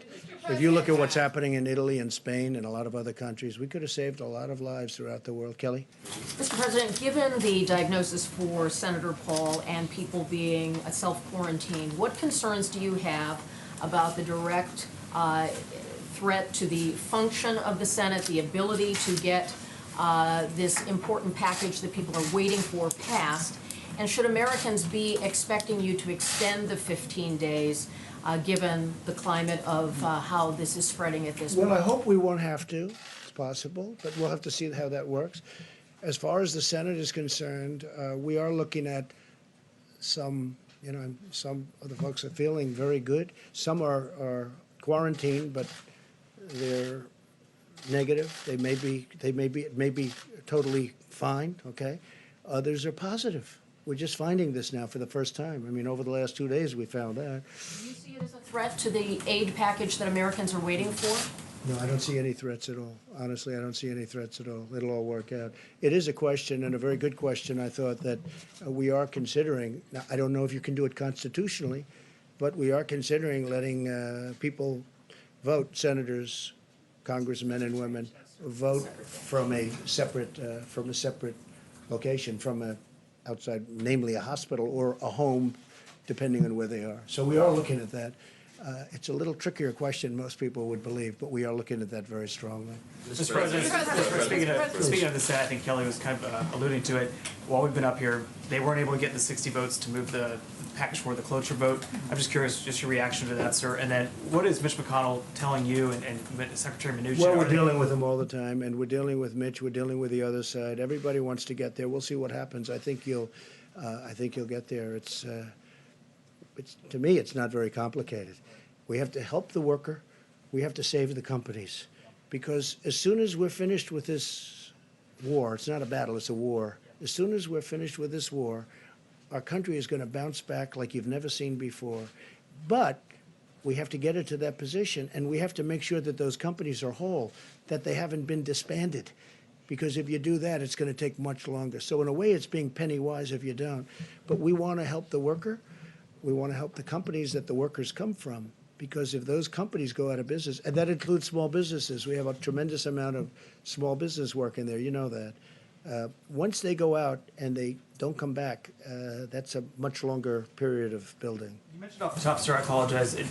There was a woman that was an American that was she being tortured? What was going on there, sir? Bad things were happening to her in a certain country, and we're really under the feeling that we should keep it somewhat private until she's already been freed. And I have to tell you, General Milley and his people were unbelievable. They were not playing games. General Milley does not play games. He's a very interesting guy. They got her out. They got her out of a certain country where she was seriously abused, accosted, and whatever the maximum word is, other than death, that happened. But we got her out. and she's okay, and she's back with her parents. Can I ask you one last question, sir? It's something I've just been curious about. Previous crises like the tsunami, Katrina, past presidents, they've called their predecessors and said, hey, I need you to step in, do something like that. Do you have any interest in reaching out to Presidents Bush, Obama, Clinton, Carter, or talking to them? I'm just curious if that's something you would consider or not. Look, I have the best people in the world. I think we're doing an extraordinary job. If you look at, let's say, the H1N1, you look at that was a disaster. That was a tough period of time for our country. You look at so many other things that weren't handled very well, whether it's Katrina or something else. Look, I respect everybody, but I feel I have an incredible team, and I think we're doing an incredible job. When you look at the job we're doing, and all you have to do is look at the approval numbers on the job we're doing, I think we're doing an incredible job. So I don't want to disturb them, bother them. I don't think I'm going to learn much. And, I guess you could say that there's probably a natural inclination not to call. Now, if I felt that if I called, I'd learn something, and that would save one life. It would save one life. Okay? I would make the call in 2 minutes, but I don't see that happening. Please. Mr. Can I ask you about the comments that a couple of your former aides have said today? Gary Cohn said, is it time to start discussing the need for a date when the economy can turn back on? Whereas Steve Bannon is saying, drop the hammer today on the virus. We're going to have to take the pain up front. We have to shut it all down. I saw both. I want to ask you about the tension between the economic pain we're suffering and, of course, the virus itself and the casualty and deaths from that. Well, look, I'm of the opinion we have to do great during this 14 days, during the 15-day period. We'll know at the end of 14 days, pretty much, we're going to have a pretty good idea how we're doing. I think you have to shut it down and you have to see, but, there'll be a point at which we say, we're back in business, let's go. Those two statements are not mutually exclusive. You understand? I saw both of them today. Well, I think and they they intermesh. For more of a shutdown well, than we are now. He's calling for a faster, just a brutal shutdown, and then open up maybe a little bit faster. So there's that fine line. Look, we did a big shutdown when we wouldn't allow people from China that could have been very seriously infected. When we cut that off very early. And then we cut Europe off very early, as you know. So that was also very When do you start opening Main Street well, back I up? can't tell you that. What I have to say is that I think we're going to have good results. I think the American people have been amazing. I think our stimulus package will get done, and it will be a tremendous package. We're really not, they may not have gotten those votes, but they're very close to getting a deal done. So I'd be surprised if they didn't. And if they don't, I think, frankly, the American people will be very upset with the Democrats because the Republicans are ready to approve a deal. So the only reason a deal couldn't get done is pure politics. Yes, please. Mr. President, despite your differences with New York City Mayor Bill de Blasio, he says that the city is going to run out of basic hospital supplies by April. How do you prevent New York City from becoming the next Italy? Well, he should have, the hospital systems in various places. Some have been stocked and ready to go for nothing for this, nothing. This is beyond anything that anybody ever thought possible. I think you could really say this. Nobody can really, doctor, nobody can really say, oh, gee, this will happen. This is a very unique, and hopefully it will be unique for, many, many centuries, for a long time. Hopefully we don't see this again. But again, the systems are supposed to be ready, willing, and able. They're supposed to be ready to go. We are helping them a lot, and I have great love for New York City, and I have great love for New York State, and we're going to help them a lot. I was just saying, we're sending our ships up there. We're sending more than just this ship. We may be using, if we need, we'll be using some of the cruise ships that you've been reading about. We'll be using them also because they're very immediate and very quick. They can be there very quickly. We have good docking systems in the places that we're talking about. So we may be using some of the cruise liners that we're talking about. But no, I think Bill de Blasio is working very hard. I think he's trying very hard. It's a tough situation for him and every mayor because nobody's ever seen the scale. When you hear you've given millions of masks and you've given hundreds of thousands of masks in a certain short period of time, and then you hear they need many, many more. One of the things they have started with respect to masks is the sterilization process. Some are really, it works very well. Others aren't really set up that way. You throw them out. But we have a sterilization process that's working very hard. Speaking of that, hand sanitizers, you know, when you asked the question on the companies and what's going on, we have many companies now, companies that made whiskey, that made alcohol. They've now gone very quickly into the hand sanitizers and all of, you know, you've been reading about 3 or 4 big companies. We're doing incredibly well on that. There was no way if you took the existing companies that something like that could happen. But it happens almost, they'll call Peter Navarro or they'll call somebody. In one case, they called me. They said, we can do this, we can do that. We've had a lot of those calls where companies want to, there's a company in New Hampshire, a great company, they want to make ventilators. I'd never thought of them for ventilators, but they do make metal equipment and things out of metal. They'll be great. They'll make a great product. So, Peter, I think you're seeing a lot of that, right? Yes, sir. Yes, please. Mr. President. The bill that is being contemplated by the Senate right now has a fund that has hundreds of billions of dollars for the Treasury Department to use to bail out states and localities as well as specific industries such as cruises and hotels. Will you commit publicly that none of that taxpayer money will go towards your own personal Every time I do it, like for instance, I committed publicly that I wouldn't take the $450,000 salary. It's a lot of money, whether you're rich or not, it's a lot of money. And I did it, nobody cared. Nobody said thank you. Nobody said thank you very much. Now, I didn't commit legally. I just said, I don't want it. I don't want my salary. I work for zero. I don't want my salary. Nobody said, oh, thank you very much. But I guarantee you, if I ever took it, you would go out after me, you in particular, would go out after me like crazy. So I have no idea what they're talking about with regard to the one element. Everything's changing, just so you understand. It's all changing. But I have no idea. But every time I commit to do something, I committed to do many. Look, I ran, and everybody knew I was a rich person. I built a great company, and people knew that. But I agreed to do things I didn't have to. I still don't have to. But my company, I told the kids who are running it, I'm not running it, but I told them, don't deal with foreign companies, don't deal. I didn't have to do that. I could have just ran, and I didn't have to do that at all.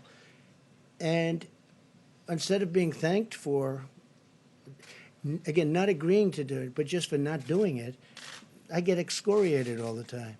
So I've learned, let's just see what happens, because we have to save some of these great companies. They can be great companies literally in a matter of weeks. We have to save them.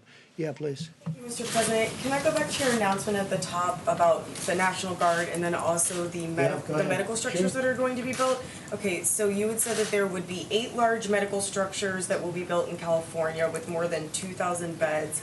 And then I think I heard you say there would be 4 small medical structures in the state of Washington with 250 beds. And could you say what cities and areas those are going to be in specifically? So we are filling the governor's request, and so we send that resource to them. They'll put it to best use. They'll put it to where they will have the most effect. So we don't dictate exactly where it goes. Again, it's a request from the state to the federal government for a certain asset, and those assets are sent to the governor can use it as he or she sees fit. And you're still considering, you just said that using the cruise ships as well. So if we need them, I hope we don't need them. I hope you're going to have great luck on Tuesday morning. We sent a lot of the medicine. We don't have to go into it again, but we sent a lot of the medicine to Governor Cuomo. I believe they already have it. And they have some very capable people. We spoke to Dr. Zucker, who is his primary representative on this. And we spoke to the governor himself. And I think he's excited about it like I'm excited about it. Now, will it work? I think it has a really good chance. I think it's worthwhile. Why should we be testing it in a test tube for a year and a half when we have thousands of people that are very sick? They're very, very sick. And we can use it on those people and maybe make them better. And in some cases, maybe save their lives. So Governor Cuomo told me they'll be using their supply, starting their supply on Tuesday morning. I think it's very exciting. I think because if that happens, much of what we're talking about with ships and hospitals and all of the things that we're doing and all of these masks and everything that we're ordering, ventilators, it's a whole different game if that happens. And we'll see.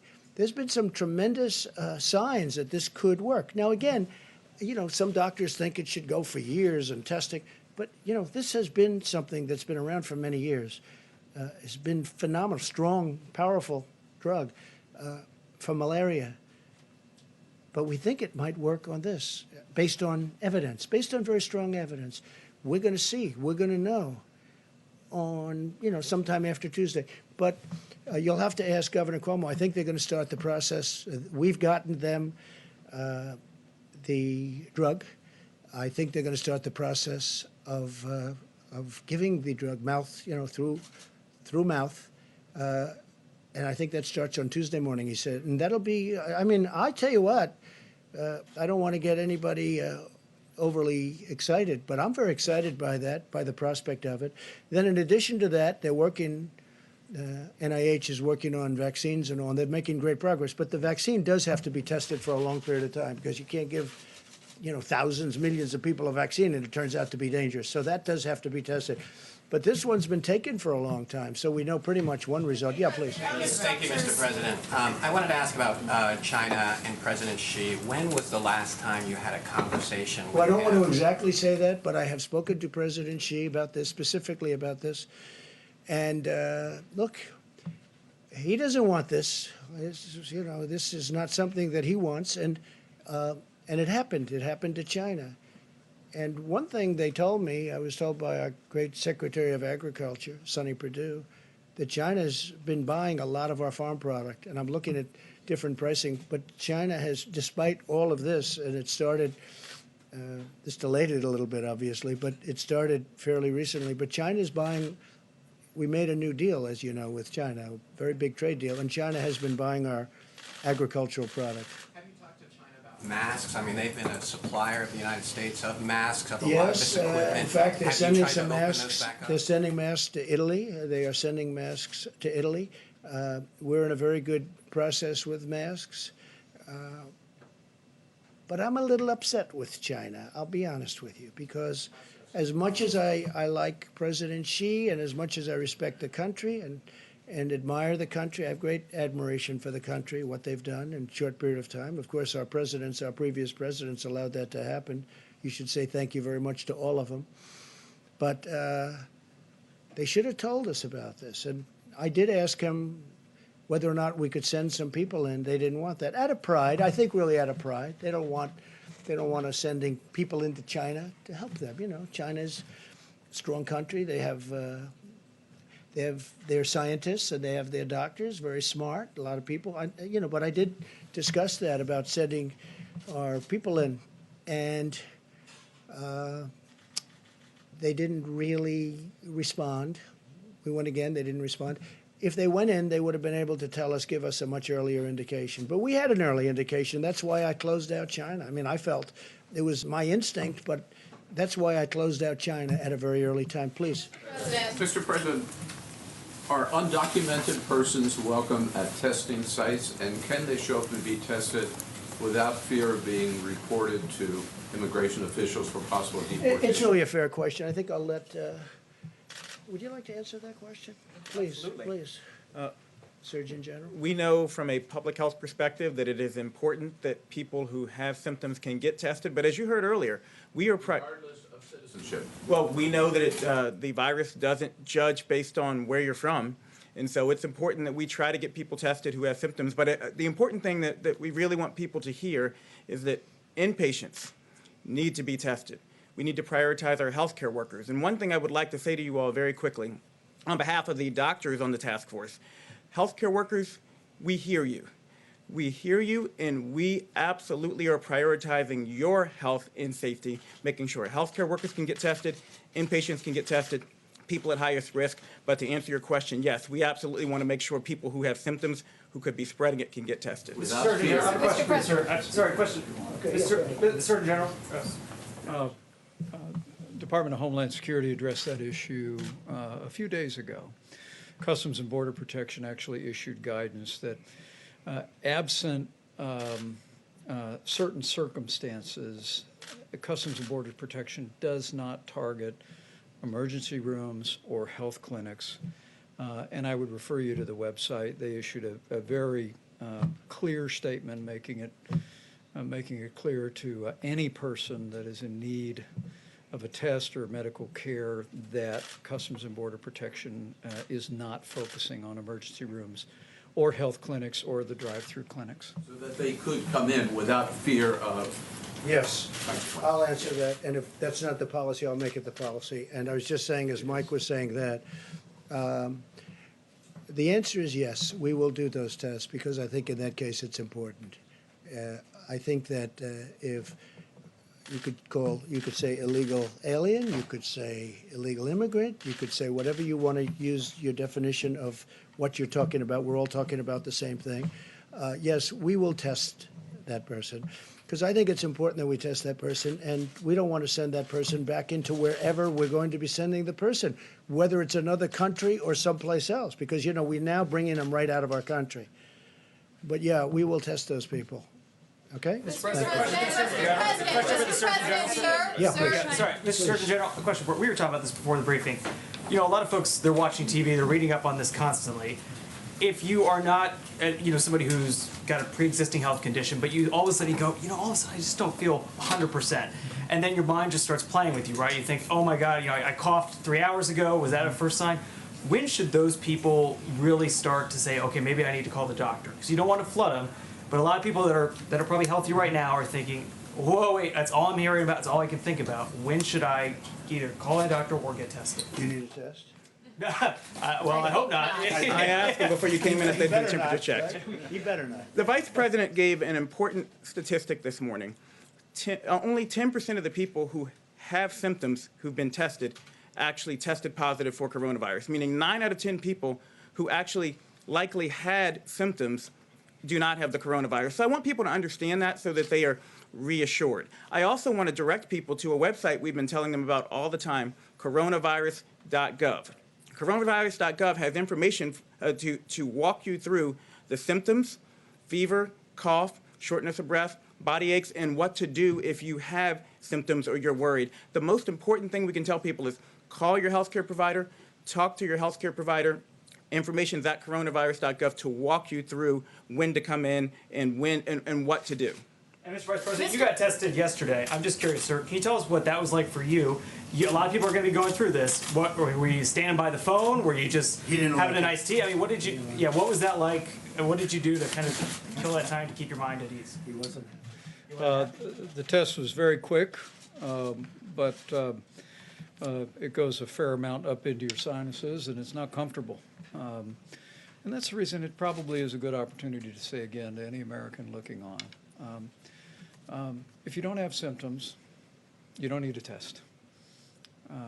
The current testing format, although they're evolving regularly now, we just mentioned that I think at the end of this week there'll be a new test, and there's all new technologies. I would say again to all the governors that are looking on and their state health officials, contact FEMA. We'll give you all the latest information on new testing that is available, including steps we're making where Americans will be able to test themselves and send it in. For you, what was that like for you, sir? Well, for me and Mrs. Pence, it was kind of a pinch. It was kind of invasive, but we were grateful for the support.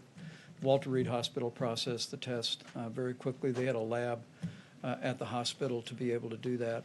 And gave us the results quickly.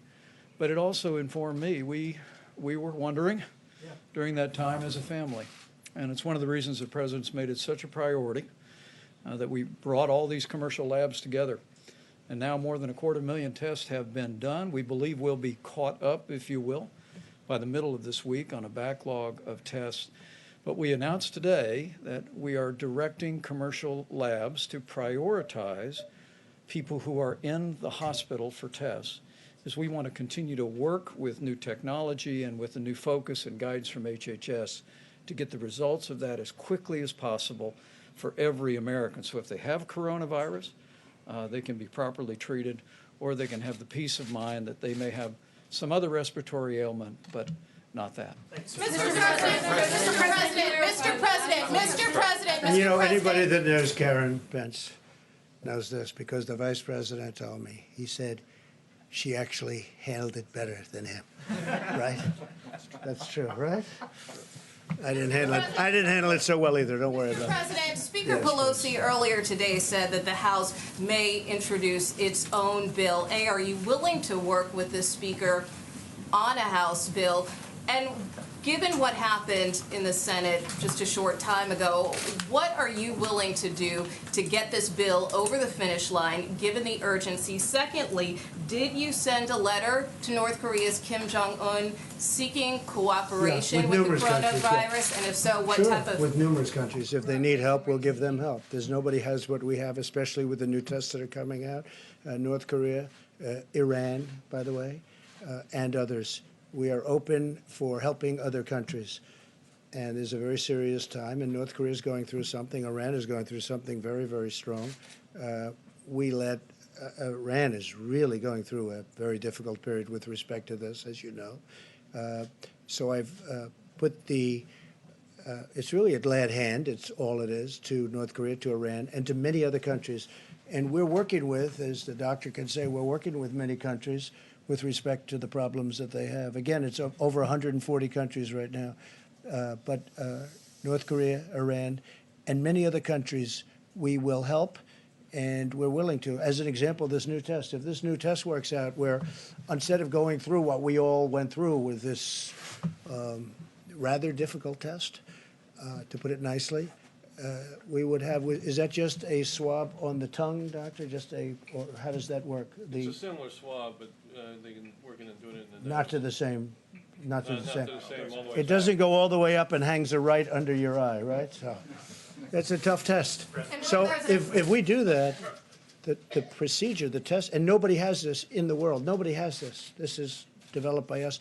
We think it's going to be certified soon. We think it's going to be very good. But if we have that, we'll be able to help a lot of countries. Please. What about Speaker Pelosi, sir? What about Speaker Pelosi? We're going to work with everybody to see if we can get something done. Please. I mean, just to follow up on that, are you willing to work directly with Speaker Pelosi? Yeah, we'll as work she with writes a House bill? whoever we have to. We have to help the American worker. We have to help the countries from which the American workers, I mean, they came out of these companies, they were doing phenomenally well. You saw where payroll was going way up, where wages were going way, way up. There's never been a time like this. We can't lose those companies, and we want the worker to be happy. And we're being, I think, more generous than anybody's ever been. We want to take care of the worker, but we want to make sure that when we win the war, it's only a question of, it's when, not if. When we win the war against the virus, we want to make sure those companies are ready to charge forward, not that they've been disbanded because we were penny wise and dollar foolish. There are factories around the world that produce medical protective equipment that are used in European hospitals. They've been certified for use at the highest level in European hospitals. Is the FDA and your administration willing to look at a waiver for that equipment to be sold from those factories? Well, we were asked that question a little while ago, and the answer is we may, but we may not need it.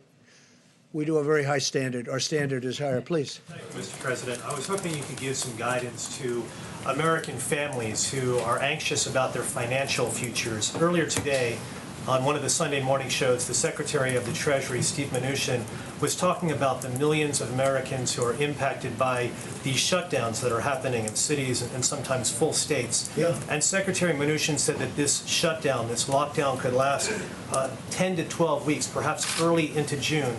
Given that, would you consider another fiscal stimulus, another check to these families? We're going to see what happens. Hopefully we won't need it, but we might. But we're going to see what happens. Look, the greatest thing we can do is win the war. The war is against the virus. That's the war.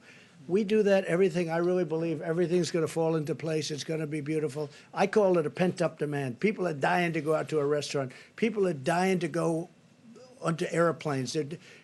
I think there's a tremendous pent-up demand. You may be surprised to the degree. I think it's going to go very rapidly because this wasn't a financial crisis, just the opposite. This was a medical crisis. Did you sell stocks, Mr. President? Did you or your family sell stocks? No, I don't have stock. I own things that... Did you make any alternates to investments in advance of this? No, I didn't even think about it. You know, it's very interesting that you ask a question like that. You know, nasty question, and yet it deserves to be asked, I guess. What I've done by deciding to run, I knew this the first day. I said, if I win, it's going to cost a lot of money. It cost me billions of dollars to become president, to be president of the United States. in things that would normally be run at a certain thing, even people that don't like me because they think I'm too tough on the border. Now, some people love me for it. Other people don't like me at all. You know, it's very funny. My wife, we were at a charity event in New York City. I had just announced that I was running, and we were at the Robin Hood Foundation at the convention center, which now we're going to be converting to hospitals for Governor Cuomo. Right? And I was walking in, and there was a smattering of boos and a smattering of cheers. I was getting both. And our very popular First Lady, she's turned out to be very popular. People have great respect for her. But a very popular First Lady said to me, that's strange. I've never heard anybody booing you. That was very early on, because I think I called for strong borders, or I called for something that other people don't like, you know. And I knew this would happen. I knew it was going to happen. But the fact that I ran, and I knew as soon as I announced, when I ran, I said, it's going to cost me a fortune, not only in terms of actual costs. Look at my legal costs. You people, everybody is suing me.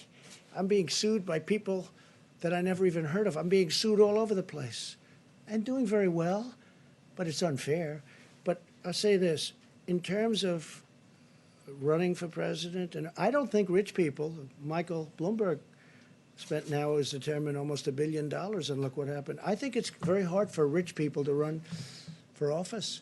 It's far more costly. It's just it's a very tough thing. Now, with all of that being said, I'm so glad I've done it because, you know, there are a lot of rich people around, got a lot of rich friends, but they can't help and they can't do what I've done in terms of helping this country. We are doing things. We got sidetracked by the invisible enemy, but you know when you look at what we've done, I said before with the veterans, with all of the things we've done, especially choice, but when you look at all of accountability, when you look at all of the things that we've done, rebuilding the military, the tax cuts, which thank goodness we had the tax cuts because we had cushion. Oh, if without that, this would have been catastrophic. We had a big cushion. I mean, with all of the losses that you've seen in the stock market, we're basically back, and with this horrible thing, if this would have happened before, you would have had nothing left. This was all cushion. But I will say that it cost me billions of dollars to be president, and especially with all the money I could have made for the last 3-4 years, and I didn't because I was being president. I have no interest in it. I'm allowed to. You know, I don't know if you know, George Washington, they say, he was a rich man, supposedly, relatively rich. And he ran the presidency, and he also ran his business. They say he had 2 desks. Nobody complained until I came along. I got elected as a rich person, but nobody complained until I came along. So it cost me billions of dollars to be president, and I am so happy I did it. Because who cares?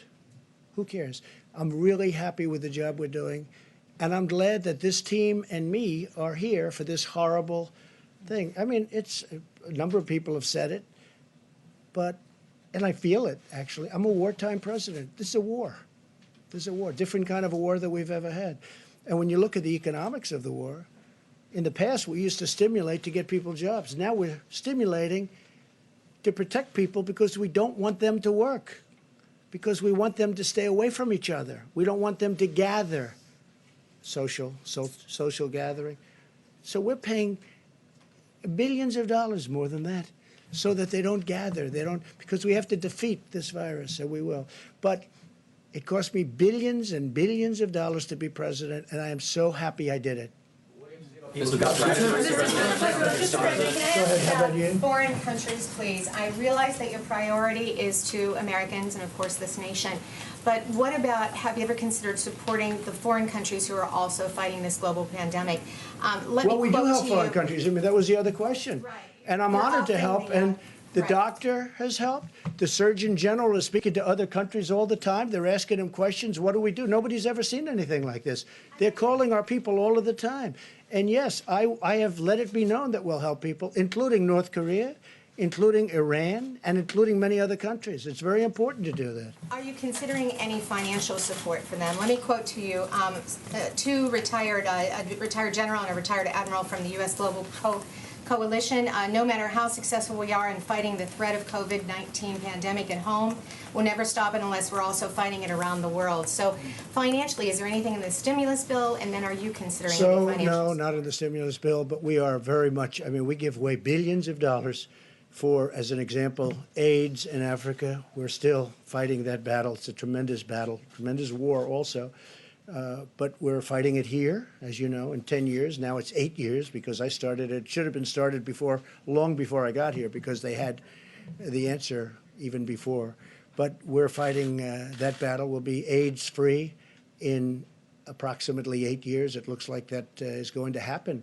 We're spending a lot of money, but we're spending a lot of money with other countries. If you look at the aid that we give to other countries, we give billions and billions and billions of dollars to other countries. And a lot of times I say, you know, we could save a lot of money. We shouldn't have. And then they come in. I say, what's it used for? It's used to fight malaria. It's in countries that are very poor. It's used to fight AIDS in Africa. It's used to fight many other things, many other things. And I don't think I've ever said no. I can't. It's just so terrible. Countries that we have really, we're not involved with them very much, other than there would be tremendous death. Tremendous death. I mean, you can get a list, and I could get you a list. We give away billions of dollars to other countries, and we are giving away a lot in terms of everything, and probably we'll end up doing, economically doing something for other countries. But when I'm presented with these lists, that yes, sir, in Africa we're fighting AIDS or we're fighting something else, I tell you what, I start off by saying, you know, we could save a lot of money, and then by the time they walk those lists into my office, I say, we have to keep doing that. That's humanity you're talking. How about one more question? Yes, please. Thank you. I wanted to ask you about the states that have not yet issued stay-at-home orders. So in Texas, for example, the hospitals have said that they expect to run out of beds by the end of April if the governor does not issue a stay-at-home order. Dallas County just announced an order. It's not well, uniform. States have to call. That's a great governor. You're talking about Greg Abbott in Texas, and he's a great governor, and he knows what he's doing. A lot of the areas that he's talking about, a lot of the counties he's talking about are not very strongly affected. You know, it's a very different kind of a place and a great place. But I have total confidence in Governor Greg Abbott. So you're okay with the lack of uniformity between yeah, sure, states because and every within state the is different. Every state's different. I mean, Idaho, West Virginia, Iowa, Nebraska are much different than New York, than California, Los Angeles as an example, or San Francisco. They're much different. I mean, it's much different. The hot spots right now are state of Washington, and probably number one by far right now is New York. That's the hot spot like no other hot spot. And California is a hot spot, but New York right now is the leader. There's no question. All right, final question. Thank you, sir. Your administration is backing a lawsuit to invalidate the Affordable Care Act. Given that people are losing their jobs now and need health care more than ever, would you consider rethinking your position on that? Well, that's a lawsuit coming out of Texas again. That was headed up by Texas. And what we want to do is get rid of the bad health care and put in a great health care. And we will always, I will say this, I can make this commitment to you, the Republican Party is fully backing pre-existing conditions. Now, if we could get a great health care plan, which would need the House to do, but if we can get a great health care plan, we will only do it if we have pre-existing conditions totally back. So we're backing pre-existing, but would like to get rid of bad health care. Now, we are running the bad health care much better than it was ever run, and we're making it better. But it could be much better than it is. And so what we want to do is terminate it, have a great health care, but we will only do it with pre-existing. We will back pre-existing conditions. Okay? But what if the Supreme Thank you all very much. Thank you. We'll be back. We'll have a meeting tomorrow. Mario Diaz-Balart, not Jose, if you wanted to clarify that. You had said Jose. Works for us. Mario. Yes. Oh, you did say Jose? I watched Jose on NBC. Thank you, sir. The other night. Okay? Thank you, Mario. Donate blood. Donate blood. We need it.